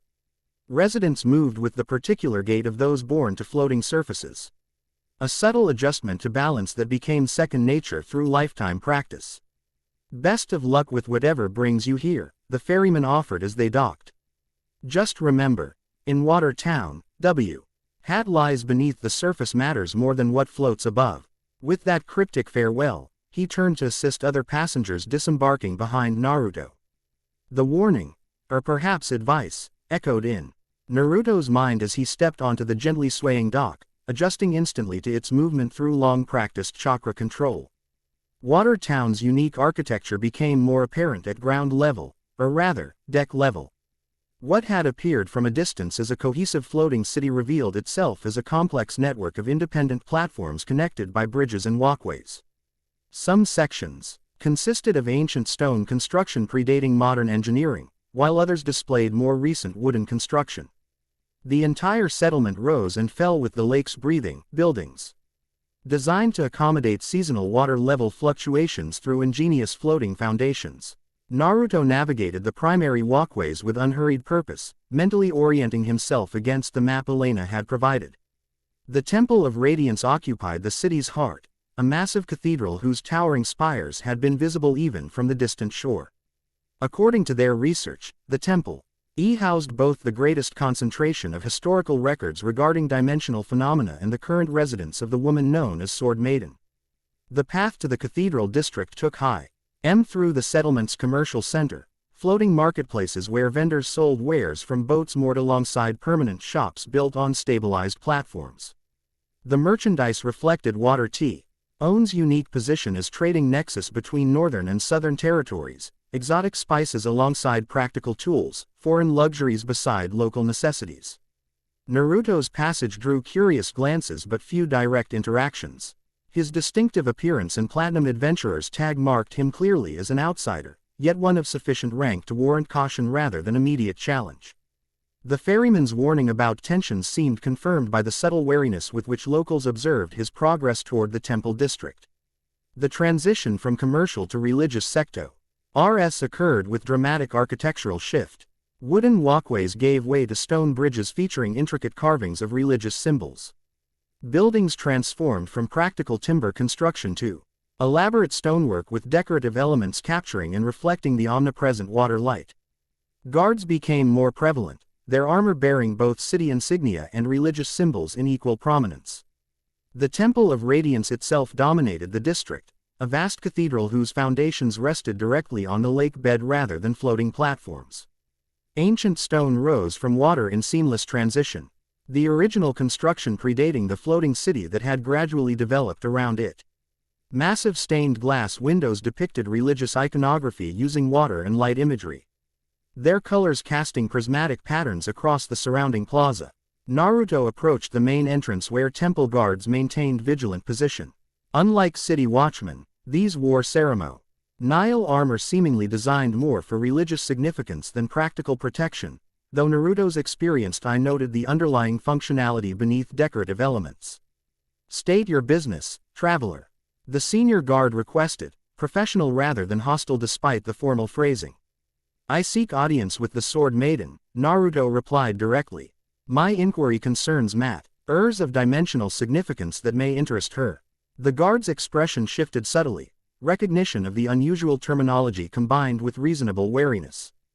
"The Archbishop sees visitors by appointment through proper channels. If you wish to petition for audience, the administrative offices.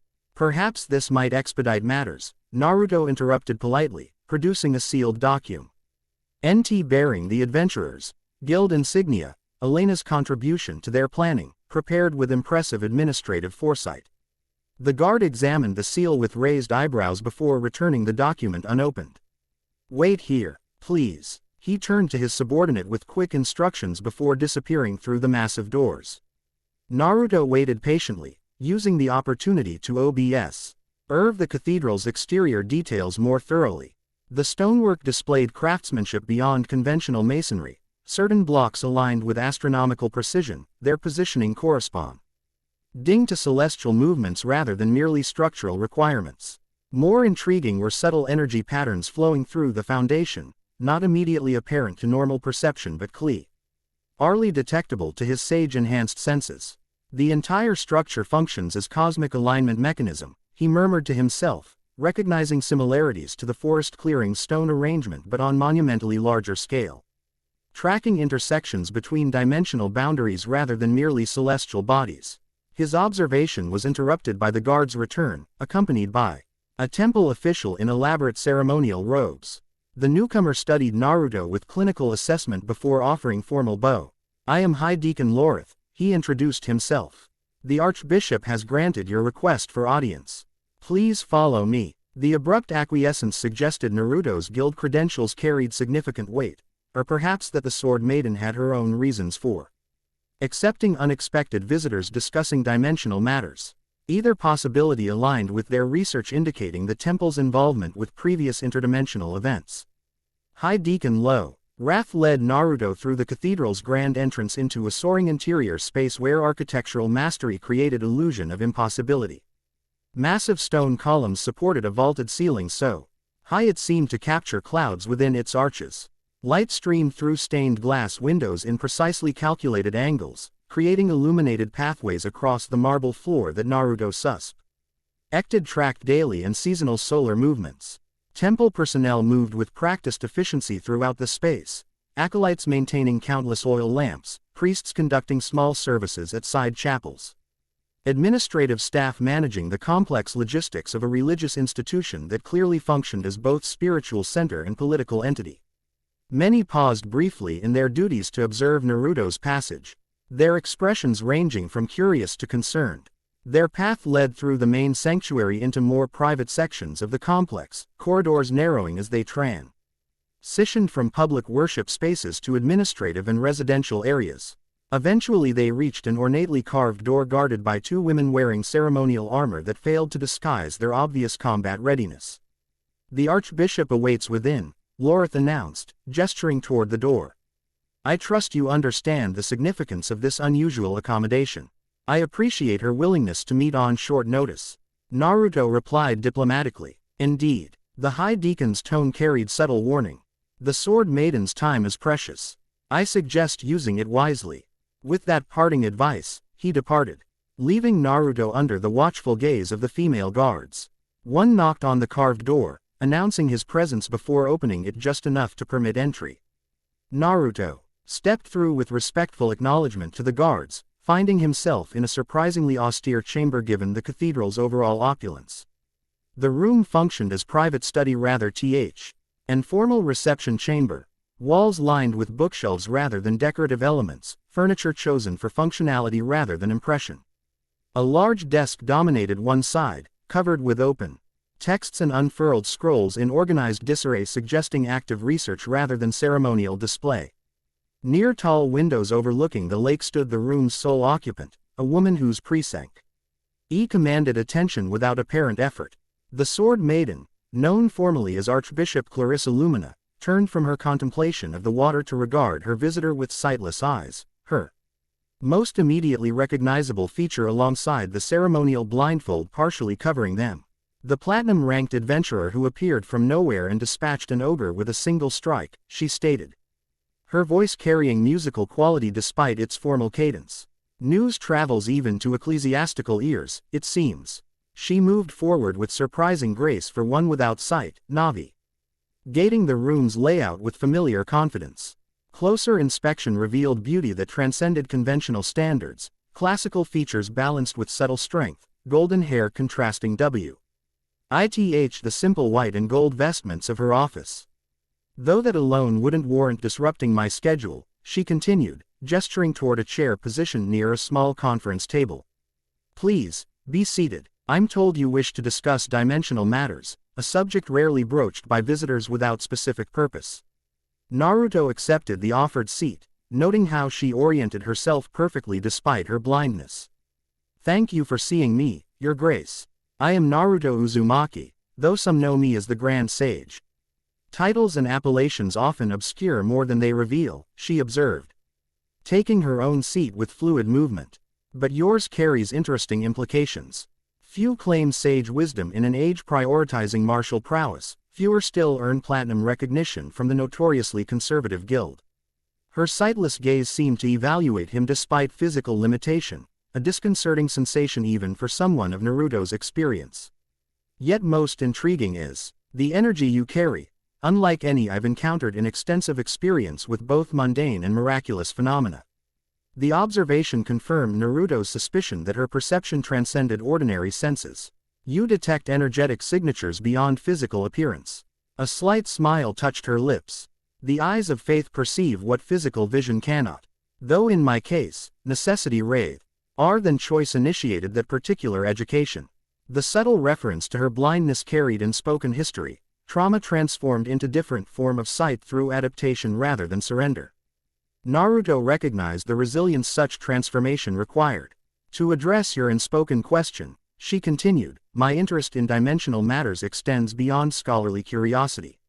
This cathedral stands upon foundations predating recorded history, constructed specifically to monitor fluctuations between realms under the guise of religious observance. The direct acknowledgement of what Naruto had begun to suspect eliminated need for diplomatic circling. Then you're aware of the current increase in interdimensional activity. Indeed, she leaned forward slightly, professional reserve momentarily yielding to genuine concern. Readings from our monitoring systems indicate disturbance patterns unprecedented in recorded observation. Something approaches the boundaries between RLDS, something that should remain separate. I've encountered one of its advance agents, Naruto informed her. A dimensional entity controlling Goblin forces through some form of mental domination. It spoke of a master who would bring glorious consumption to this world.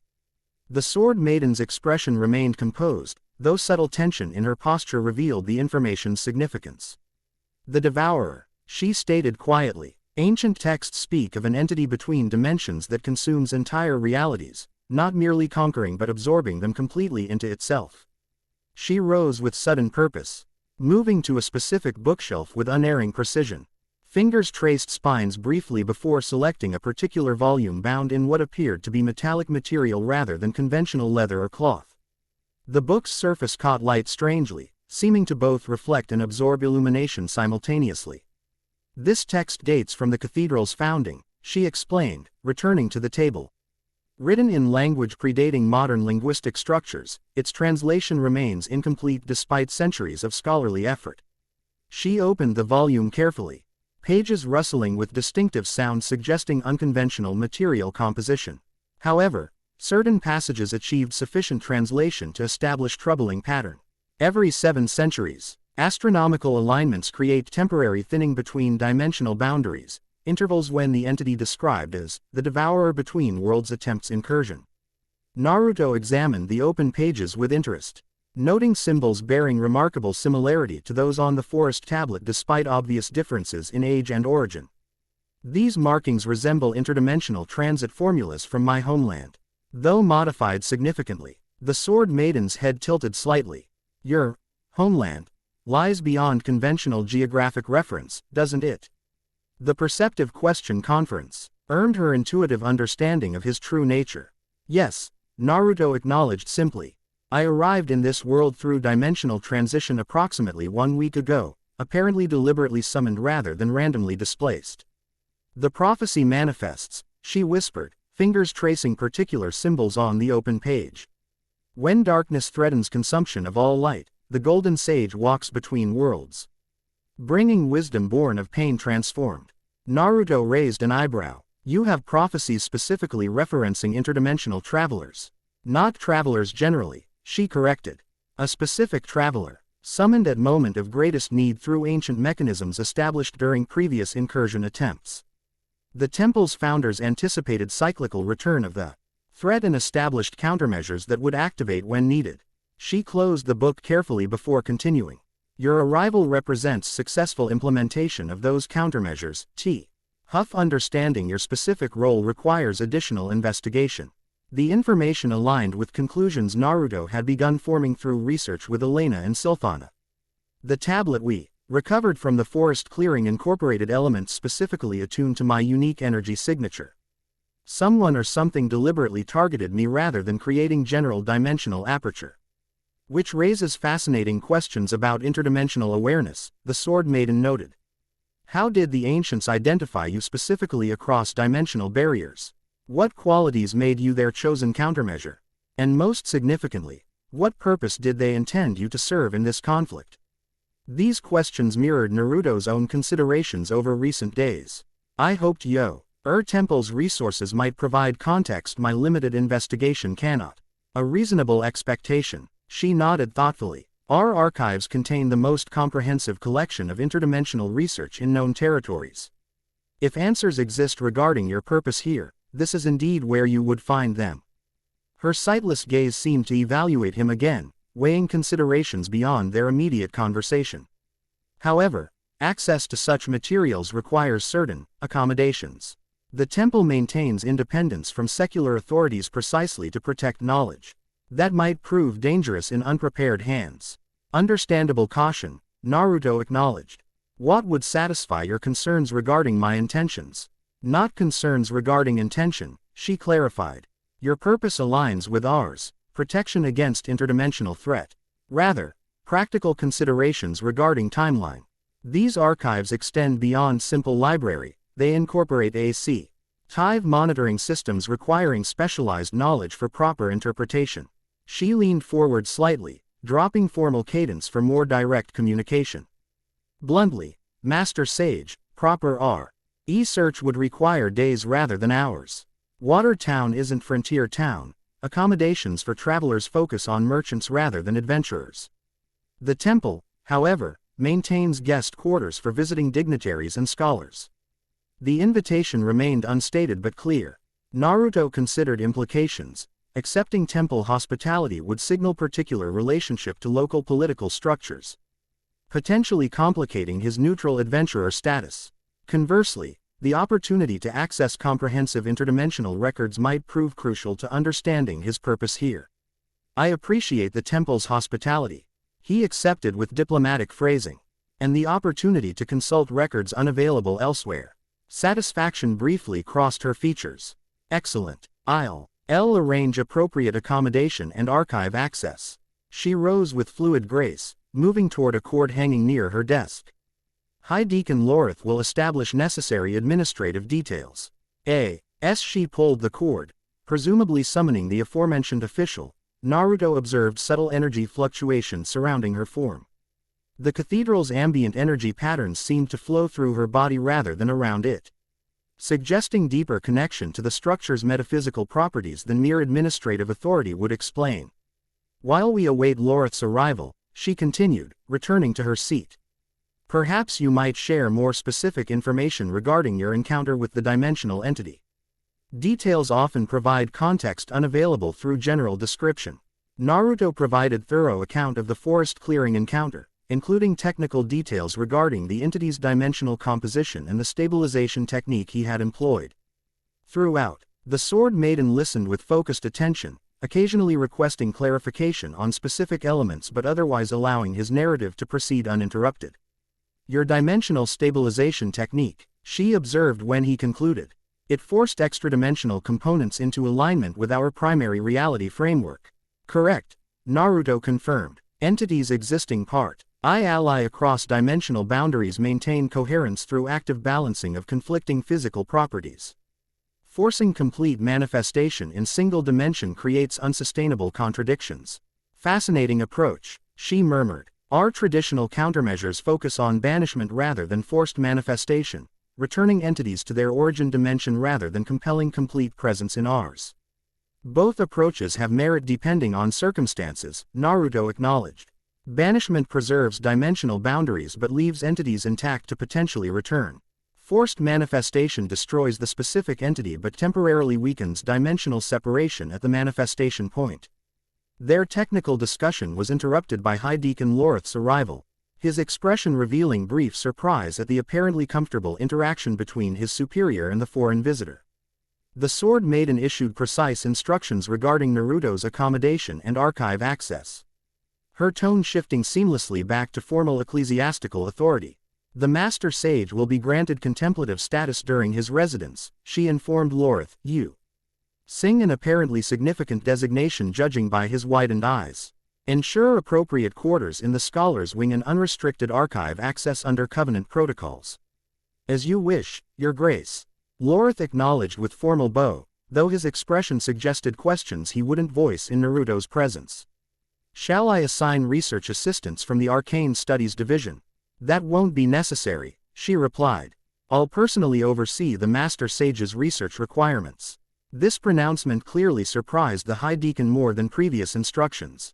Your Grace, your scheduled obligations for the coming week include 3 High Council meetings and the Purification Festival preparations. The Archbishop's direct involvement in research supervision would require significant calendar adjustments. Then make them, she stated simply. The Master Sage's arrival represents fulfillment of ancient covenant. Protocol dictates highest administrative priority. Lorith's professional composure maintained despite obvious confusion. Of course, Your Grace. I'll make necessary arrangements immediately. After the High Deacon's departure, the Sword Maiden's formal demeanor relaxed slightly. You must forgive administrative complexities. Religious institutions accumulate procedural layers like ships gather barnacles, occasionally necessary for stability but often impeding smooth passage. All organizations develop similar tendencies, Naruto observed, thinking of Konoha's administrative systems that had both supported and occasionally hindered his work as Hokage. Structure provides consistency but requires occasional reconsideration. A diplomatic assessment, she noted with faint smile. Your leadership experience manifests in your perspective. The title, Grand Sage, suggests authority beyond merely advisory capacity in your homeland. I served as Hokage, leader of my village, for many years, Naruto acknowledged. Though I eventually stepped down to pursue deeper understanding as wandering sage. The willingness to relinquish authority demonstrates wisdom often absent in those who attain it, she observed. Many leaders identify so completely with their position that separation becomes impossible without identity collapse. The insight revealed sophisticated understanding of leadership psychology, suggesting her own role combined spiritual guidance with practical governance. Your position similarly balances multiple responsibilities, Naruto noted. Religious leader, administrative authority, and if rumors regarding your title prove accurate. Formidable warrior as well. Former warrior, she corrected gently. The Sword Maiden represents past identity rather than current function, though certain skills remain despite role transition. Before Naruto could respond, subtle vibration passed through the cathedral structure, barely perceptible to normal senses but clearly detectable through his chakra-enhanced awareness. The Sword Maiden straightened immediately, her expression shifting to focused alertness. The boundary sensors, she stated, rising quickly. Something attempts dimensional transit within the cathedral's detection radius. She moved to her desk with purpose, hands locating specific crystal sphere partially embedded in the wood surface. Placing her palms against its surface, she closed her eyes in apparent concentration. The crystal illuminated from within, pulsing with blue-white light that cast strange shadows across her features. Northeastern quadrant, she reported, approximately 2 kilometers from central platform. Signature matches temple records of previous incursion attempts, dimensional thinning consistent with artificial manipulation rather than natural boundary fluctuation. Naruto joined her, extending his senses toward the indicated direction. Even at this distance, he detected faint distortion in natural energy patterns, similar to the forest clearing disruption but apparently stronger, more focused. They advance their methodology, he observed. The forest attempt relied on repurposed natural energy alignments. This feels more deliberately constructed, artificial framework imposed upon existing energy flows. Consistent with escalation pattern documented in previous cycles, the Sword Maiden confirmed grimly. Initial attempts utilize existing alignments. Subsequent efforts incorporate learned adaptations. They're evolving their approach based on previous failures. A sharp knock preceded Lorith's return, his expression tight with controlled urgency. Your Grace, the monitoring stations report, Northeastern Quadrant incursion attempt, she completed his statement. Yes, we're aware. Implement Containment Protocol 17 immediately. ERT the Water Guard but specify observation only, no direct engagement without temple personnel present. The High Deacon acknowledged with efficient bow before departing to execute her instructions. The Sword Maiden turned toward a cabinet nearly hidden within the study's wall paneling, opening it to reveal not religious vestments but armored components hanging in precise arrangement. You're planning direct intervention, Naruto observed, noting the combat-ready equipment. Protocol requires direct oversight by qualified dimensional observer, she confirmed, removing specific pieces with practiced efficiency. As ranking expert currently available, that responsibility falls to me. The contrast between religious leader and combat veteran manifested in her fluid transition, ceremonial robes replaced by functional armor components worn over simplified vestments. The transformation occurred with practiced efficiency suggesting frequent implementation rather than exceptional circumstance. I would offer assistance, Naruto stated, given my experience with the previous entity. She paused briefly in her preparations. Offered and accepted, Master Sage. Your dimensional stabilizat ion technique may prove more effective than our traditional countermeasures, particularly if this manifestation represents evolutionary advancement over previous encounters.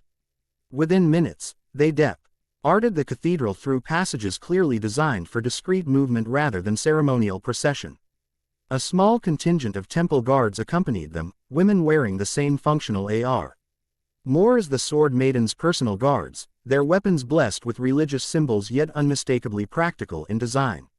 The Archbishop's shadows, the Sword Maiden explained as they navigated floating walkways toward the northeastern district. Specialists in interdimensional threat response, trained specifically for containment and banishment operations. Naruto noted their disciplined movement and focused awareness, elite warriors rather than ceremonial guards, despite religious trappings. They've encountered such entities before. Simulation and historical documentation primarily, she replied.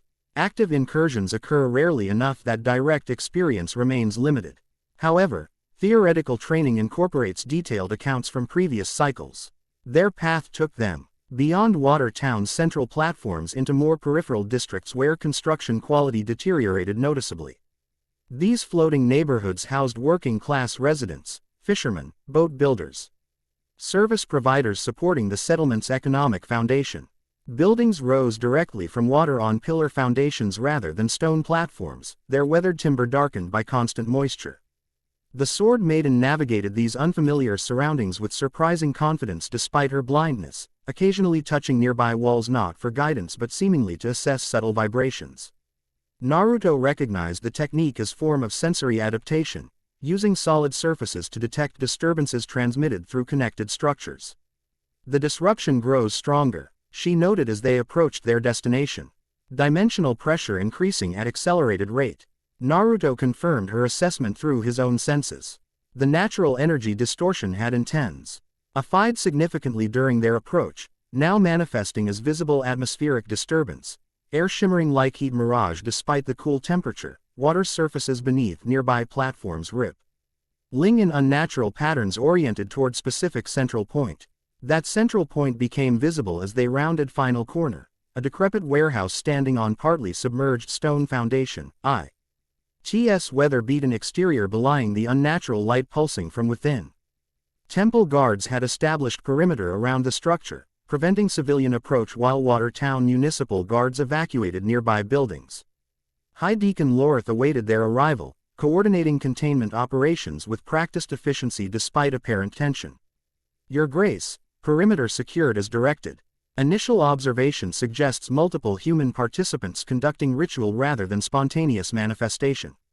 Cultists, the Sword Maiden stated grimly. The Devourer's willing servants rather than controlled puppets. Significantly more dangerous than enthralled goblins. Naruto extended his senses toward the warehouse, identifying multiple human chakra signatures surrounding central distortion point. 12 participants arranged in specific geometric pattern. The dimensional aperture forms at center of their formation. Consistent with Covenant of Consumption documentation, Lorith confirmed. Human practitioners believe service to the Devourer grants protection during consumption process, that they'll be elevated while others are absorbed. Diluted but dangerous, the Sword Maiden noted. Willing participants channel energy consciously rather than serving as passive conduits. Their coordination accelerates the process exponentially. Naruto analyzed the energy patterns with sage-enhanced perception, identifying critical vulnerabilities in the ritual framework. The formation requires perfect geometric alignment. Disrupting even one participant would collapse the entire construct. Standard containment procedure would involve simultaneous banishment invocation covering the entire structure, the Sword Maiden explained. However, your targeted approach offers precision our methods lack. Would you lead this intervention, Master Sage? The deference from someone of her obvious capability demonstrated both pragmatic assessment and diplomatic recognition of his expertise. Naruto appreciated both aspects. A combined approach might prove most effective, he suggested. Your practitioners could establish containment boundary while I execute targeted disruption of the ritual core. She nodded approval. Elegant solution. Lorith, prepare modified implementation of Protocol 17. containment shell only, no active banishment invocation.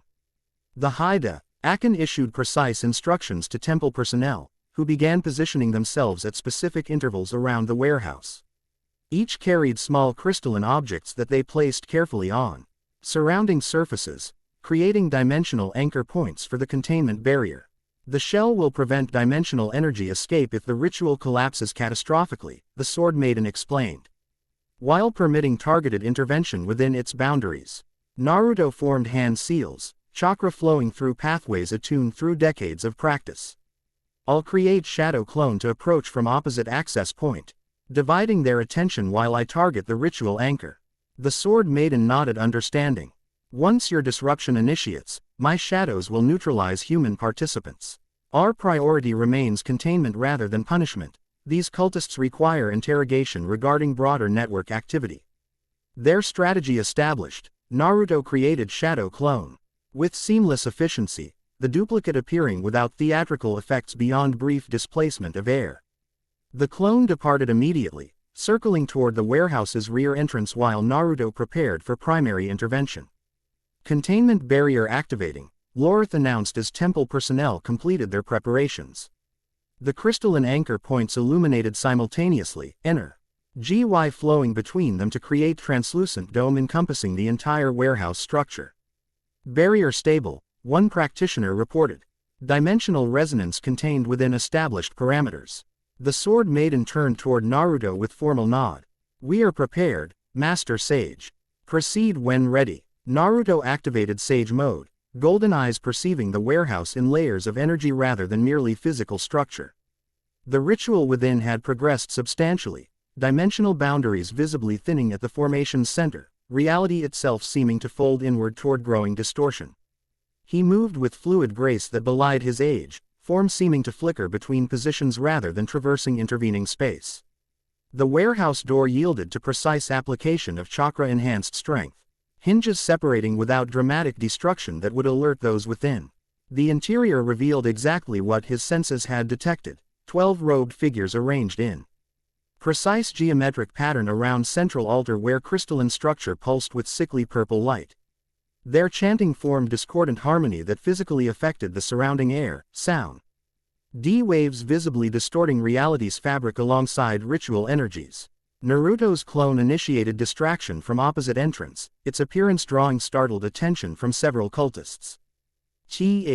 Momentary disruption provided opening for Naruto's primary approach, not toward participants but directly targeting the crystal focus serving as dimensional anchor point.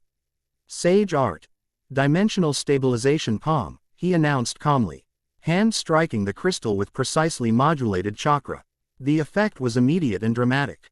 Crystal fractures propagated outward from impact point, purple. Energy contained within suddenly forced into alignment with single-dimensional framework rather than bridging multiple realities. The resulting backlash rippled through the ritual formation, participa. NTS staggering as energies they had been channeling rebounded through their connection points. No, the apparent leader, distinguished by more elaborate robes, screamed in rage and desperation. The gateway opens. The master approaches. You cannot. His protest terminated abruptly as the Sword Maiden's shadows executed perfectly coordinated neutralization. Each cultist found themselves incapacitated with precision that suggested extensive training specifically for such circumstances, pressure points targeted to disrupt consciousness without permanent injury, bindings applied to prevent further ritual movement. The dimensional distortion collapsed inward, reality reasserting proper configuration with visible ripple effect extending throughout the warehouse.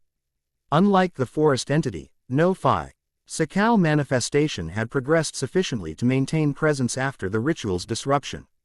Containment successful, the Sword Maiden stated, entering the warehouse with High Deacon Lorith and additional temple personnel. No breach manifestation detected. Naruto released Sage Mode, returning to normal appearance as he examined the fractured crystal. Unlike the forest entity's staff, his focus appeared manufactured rather than biological, suggesting technological advancement rather than inherent capability. They're providing their human servants with increasingly sophisticated tools, he observed. Carefully collecting crystal fragments for later analysis. This focus incorporated mathematical principles beyond this world's current development level. Knowledge transferred across dimensional boundaries. The Sword Maiden noted, approaching despite her blindness to examine the fragments through other senses. Her fingers traced crystalline structure with surprising precision. Similar components have appeared in previous incursion cycles, though never this early in the manifestation sequence. The pattern accelerates, Naruto concluded grimly. Previous cycles established reliable timeline, but current progression suggests adaptation based on historical failures. A troubling assessment confirmed by our monitoring systems, she agreed. Traditional models predict CTED 3 weeks before major incursion attempt. Current readings suggest less than 2 weeks remaining before astronomical alignment reaches critical threshold. Temple personnel efficiently process the scene, securing cultists for transport, collecting ritual components as evidence, establishing magical countermeasures against residual dimensional energies. Throughout, the Sword Maiden D operations with calm authority that revealed extensive experience managing crisis situations despite her ostensibly religious role. These cultists require specialized interrogation, she noted as. Temple guards prepared prisoners for transport. Their consciousness has been influenced by dimensional contact. Standard questioning methods would prove both ineffective and potentially harmful. I could assist, Naruto offered. The technique I used in the forest allows access to fragmented memories without further traumatizing already damaged minds. She considered briefly before nodding agreement. Your expertise would be valuable. However, protocol requires such procedures occur within temple boundaries under proper containment measures. Their discussion was interrupted by one cultist, apparently regaining consciousness despite suppression techniques. The man's eyes snapped open, revealing pupils transformed to vertical slits surrounded by yellow irises reminiscent of reptilian anatomy rather than human. Too late, interlopers, he hissed, voice overlaid with discordant harmonics suggesting multiple speakers using single vocal apparatus.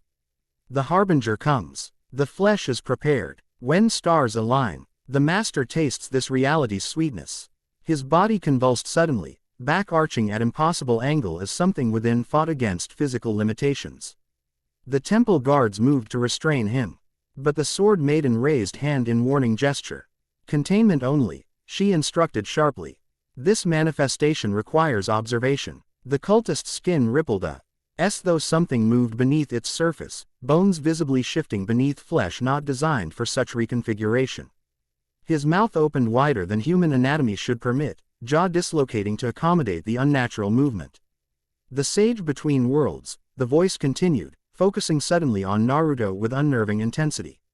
Unexpected variable, previous cycle adaptation, the master rem, embers your kind, reality anchors preserving doomed worlds through stubborn persistence. Naruto stepped forward, meeting the possessed cultist's gaze directly.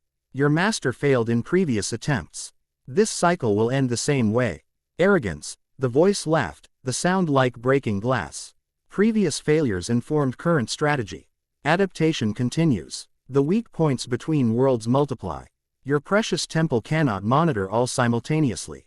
The Sword Maiden moved beside Naruto, her expression revealing no fear despite the entity's disturbing manifestation. The light illuminates all shadows eventually. Your master remains beyond full manifestation, regardless of preparation. For now, the voice acknowledged, the cultist's body beginning to deteriorate under strain of partial possession. But prophecies cut both ways, blind one. When darkness and light stood balanced, your eyes were taken. When consumption begins, what else will you lose? The personal nature of the taunt affected the Sword Maiden more than previous threats. Momentary tension visible in her posture before disciplined control reasserted itself. Petty intimidation changes nothing. Your mast, remains confined beyond dimensional boundaries, regardless of servants' boasts. The possessed cultist's body continued deteriorating, skin cracking along stress lines as internal anatomy reconfigured beyond sustainable parameters. Confinement ends when stars align, the voice insisted, growing weaker as its vessel failed. The gateway opens. The flesh awaits. All worlds join in glorious consumption.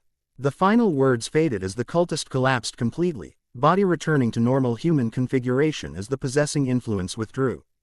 Temple medics immediately moved to stabilize him. Though Naruto noted the prognosis remained questionable given extensive physiological damage from the temporary possession. Such manifestations typically result in permanent mental damage, the Sword Maiden noted quietly. The human mind cannot process direct contact with interdimensional consciousness without protective mechanisms. Yet these cultists willingly serve such entities, Naruto observed. Partial information and promised rewards, she explained grimly.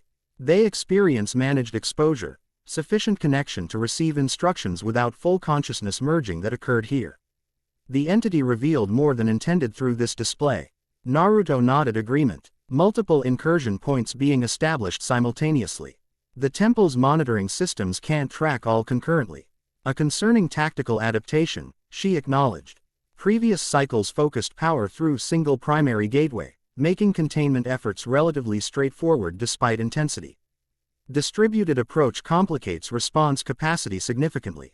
Their conversation continued as temple personnel completed securing the warehouse and preparing prisoners for transport. The Sword Maiden's earlier combat readiness gradually transitioned back toward religious authority as immediate danger passed, though Naruto noted she maintained vigilant awareness throughout the withdrawal operation. Their return to the temple proceeded more formally than their outbound journey, municipal authorities having been alerted to the Archbishop's presence in the district necessite. Aided appropriate ceremonial recognition despite practical circumstances. Water Town officials met them at district boundaries, offering formal escort that clearly represented political protocol rather than security requirement. Civil authorities remain unaware of the dimensional aspects, the Sword Maiden explained quietly as they processed through floating neighborhoods now lined with curious onlookers. They recognize cultist activity but interpret it through conventional religious extremism framework rather than interdimensional threat assessment. Deliberate information control, Naruto inquired. Practical necessity, she corrected. Previous cycles demonstrated that widespread knowledge of dimensional vulnerabilities generates panic rather than constructive response. The temple maintains information compartmentalization to allow civil governance to function normally while specialized resources address the actual threat. The explanation revealed sophisticated understanding of information management during crisis situations, something Naruto had similarly implemented during certain periods of his leadership. Sometimes full transparency created more problems than it solved, particularly when dealing with threats beyond conventional understanding. They reached the cathedral as evening approached, Water Town's buildings glowing with lantern light reflected and amplified by surrounding water. The temple itself seemed transformed by nightfall, illuminated from within by countless lamps that made stained glass windows glow like jewels against darkening sky. High Deacon Lorith coordinated the transfer of cultist prisoners to secure holding areas within the temple complex while the Sword Maiden led Naruto toward different section than her previous study. These corridors descended below water level, stone walls bearing subtle dampness despite excellent construction techniques. The archives of convergence, she announced as they reached massive double doors Insior. Ibed with symbols similar to those Naruto had observed on the forest tablet. Established during the first documented incursion cycle, approximately 2,000 years ago according to current calendar. The doors opened at her approach, not through physical mechanism but apparently responding to her specific energetic signature. Beyond stretched vast chamber whose dimensions seemed improbable GIV.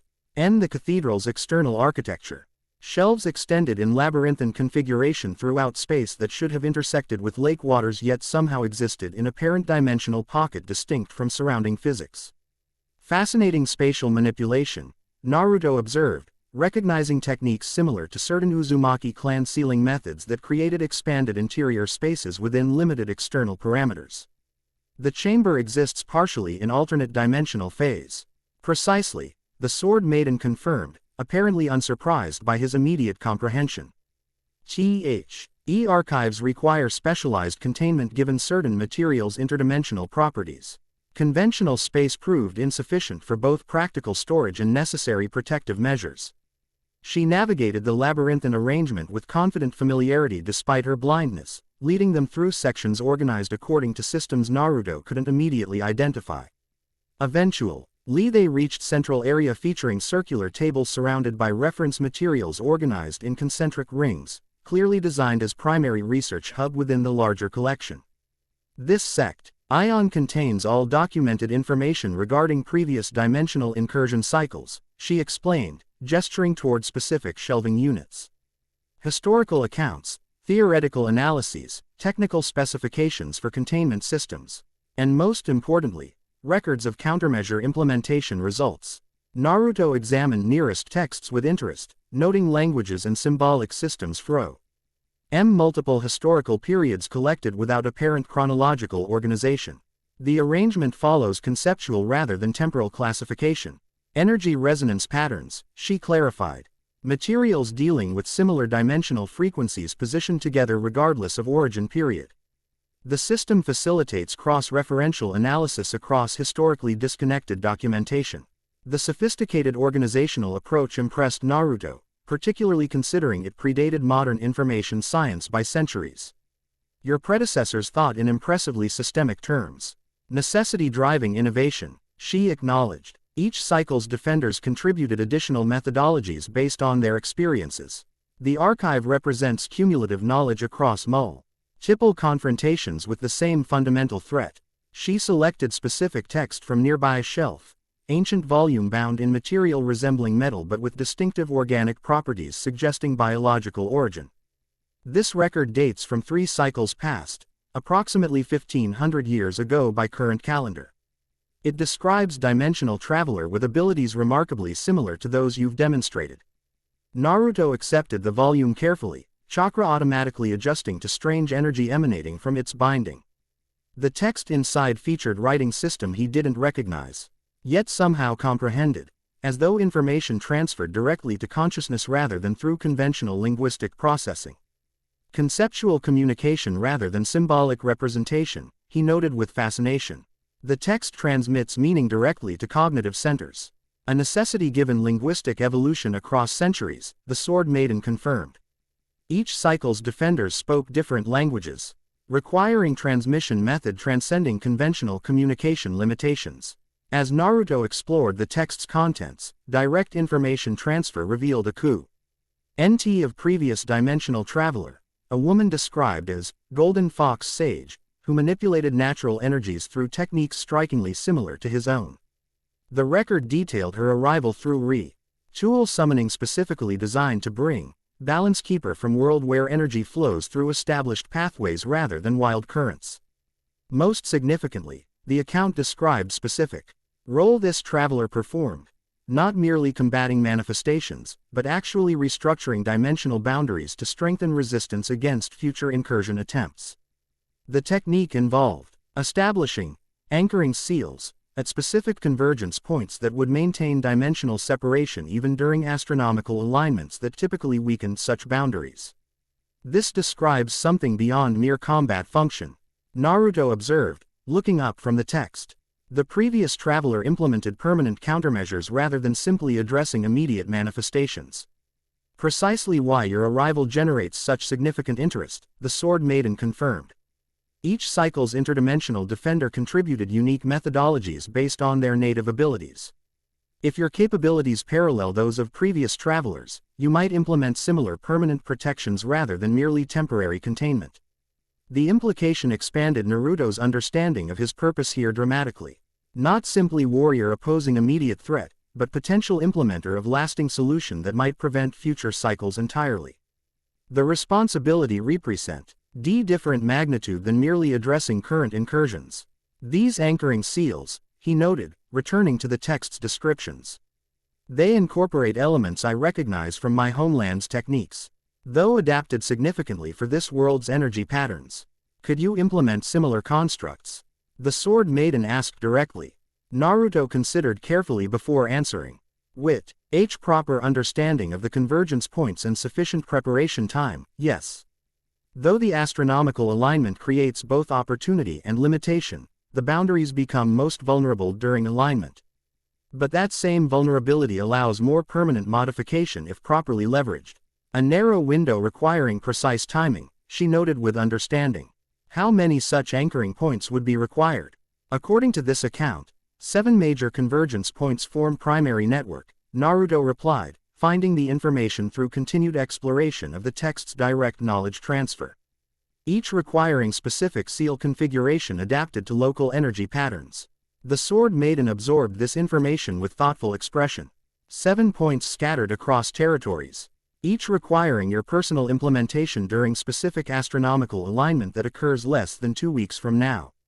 A challenging logistical proposition, made more complex by ongoing incursion attempts that will likely intensify as the alignment approaches, Naruto added, recognizing the tactical complexity they faced. Their discussion continued deep into evening, exploring archive materials documenting previous cycles' defensive strategies and implementation challenges. Throughout, the Sword Maiden demonstrated impressive knowledge of interdimensional theory despite her ostensibly religious role, occasionally offering insights that revealed extensive personal research beyond institutional requirements. As midnight approached, practical considerations FINA LLY interrupted their theoretical exploration. The guest quarters should be prepared by now, the Sword Maiden noted, seeming mildly surprised by time's passage. We should continue tomorrow after you've had opportunity to rest and integrate today's information. She led him from the archives back to upper cathedral levels, where High Deacon Lorth awaited with update on cultist containment procedures. The prisoners are secured in warded cells, Your Grace. Initial examination suggests varying degrees of dimensional influence, 3 showing advanced physiological changes, the remainder displaying only minor alterations. Schedule comprehensive evaluation for tomorrow morning, she instructed. Master Uzumaki's assistance with memory access will prove valuable, but requires proper preparation. For tonight, maintain Level 3 containment protocols on all subjects. After Lorth's departure, she turned toward Naruto with subtle shift from administrative authority to more personal interaction. The Scholars Wing provides privacy rarely afforded visitors, allowing uninterrupted contemplation and research access. However, I should warn you that your presence has generated significant interest among temple hierarchy. Political complications, Naruto inquired, recognizing the careful phrasing. Inevitable when prophecy manifests physically, she acknowledged with faint smile. Some view your arrival as validation of particular theological interpretations they've advocated. Others see potential threat to established authority structures. Most simply recognize unprecedented opportunity to address threat that has concerned our order for centuries. And your perspective? Naruto asked directly. She paused, sightless gaze seeming to consider him with unusual intensity despite physical limitation. I see someone who understands transformation of suffering into strength, she answered finally, voice shifting from formal cadence to something more personal. Who carries wisdom earned through experience rather than merely studied from texts. The prophecy interests me less than the practical capabilities you bring to immediate crisis. The honest assessment revealed more of her character than previous interactions had permitted. Pragmatic focus beneath religious trappings, direct experience informing theoretical understanding rather than merely complementing it. Naruto recognized kindred perspective despite their obviously different backgrounds. Understanding gained through experience often proves more applicable than knowledge without context, he observed. Though both have their place in addressing complex challenges. Indeed, her expression suggested appreciation for his diplomatic response without pressing personal disclosure. Rest well, Master Sage. Tomorrow brings opportunities for both theoretical exploration and practical application of what we've discovered. The Scholars Wing proved considerably more comfortable than its austere nom. E suggested. Private suite featuring sleeping chamber, study area, and meditation space designed for extended residency rather than merely overnight accommodation. Large windows overlook the lake, IR positioning capturing moonlight that painted rippling patterns across interior walls like liquid silver. Alone with his thoughts, Naruto considered the day's revelations with careful attention to broader implications. His arrival in this world represented not random dimensional accident but carefully orchestrated intervention, part of recurring pattern stretching across centuries of conflict between worlds. Previous travelers with abilities similar to his own had established foundation upon which he could potentially build permanent solution rather than merely temporary containment. The responsibility weighed differently than leadership burdens he had carried as Hokage. There, his duty remained confined to single nation and world, its parameters clearly defined by established borders and recognized authorities. Here, he faced interdimensional threat with implications extending beyond single reality framework, responsibilities transcending conventional governance limitations. Yet his fundamental principle remained consistent regardless of scale, protection of innocent lives against threats they neither created nor could individually address. Whether village leader or interdimensional defender, the core purpose remained unchanged despite vastly different contextual parameters. As moonlight traced ever-changing patterns across chamber walls, Naruto settled into meditation posture, aligning his chakra with this world's natural energy patterns. The differences between dimensional frameworks became increasingly comprehensible through direct experience, this reality's wild energy currents contrasting with his homeland's established pathways, yet fundamentally compatible once proper resonance patterns were established. The Sword Maiden's archive had provided theoretical framework for what instinct had already begun suggesting, that his presence here served specific purpose in cosmic balance between worlds. The coming days would determine whether that purpose could be fulfilled before astronomical alignment created opportunity for the entity known as the Devourer to penetrate dimensional boundaries completely. 7 convergence points requiring specific seal implementations, scattered across territories, each demanding personal attention during narrow window of opportunity. The logistical challenge alone would test his capabilities, without considering active position from increasingly sophisticated incursion attempts. Yet within complexity, clarity emerged regarding his immediate path forward. Tomorrow would begin with cultist interrogation using his SPECI-Elized consciousness linking technique, potentially revealing broader network information necessary for identifying remaining convergence points. The Sword Maiden's archives would provide historical context for adapting his homeland's techniques to this world's energy patterns. Together, these approaches might establish foundation for comprehensive countermeasure strategy.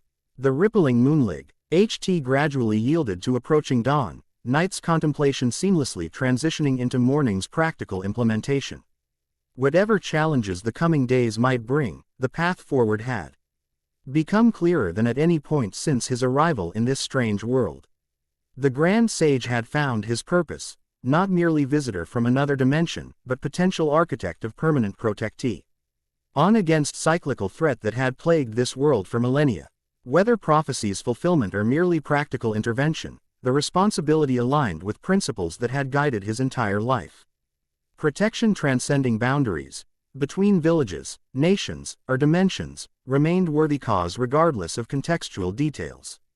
In that fundamental truth, Naruto found familiar foundation despite unfamiliar surroundings. Chapter 3 End. The End. I hope you enjoyed this episode. Remember to subscribe and like this video. See you in the next video.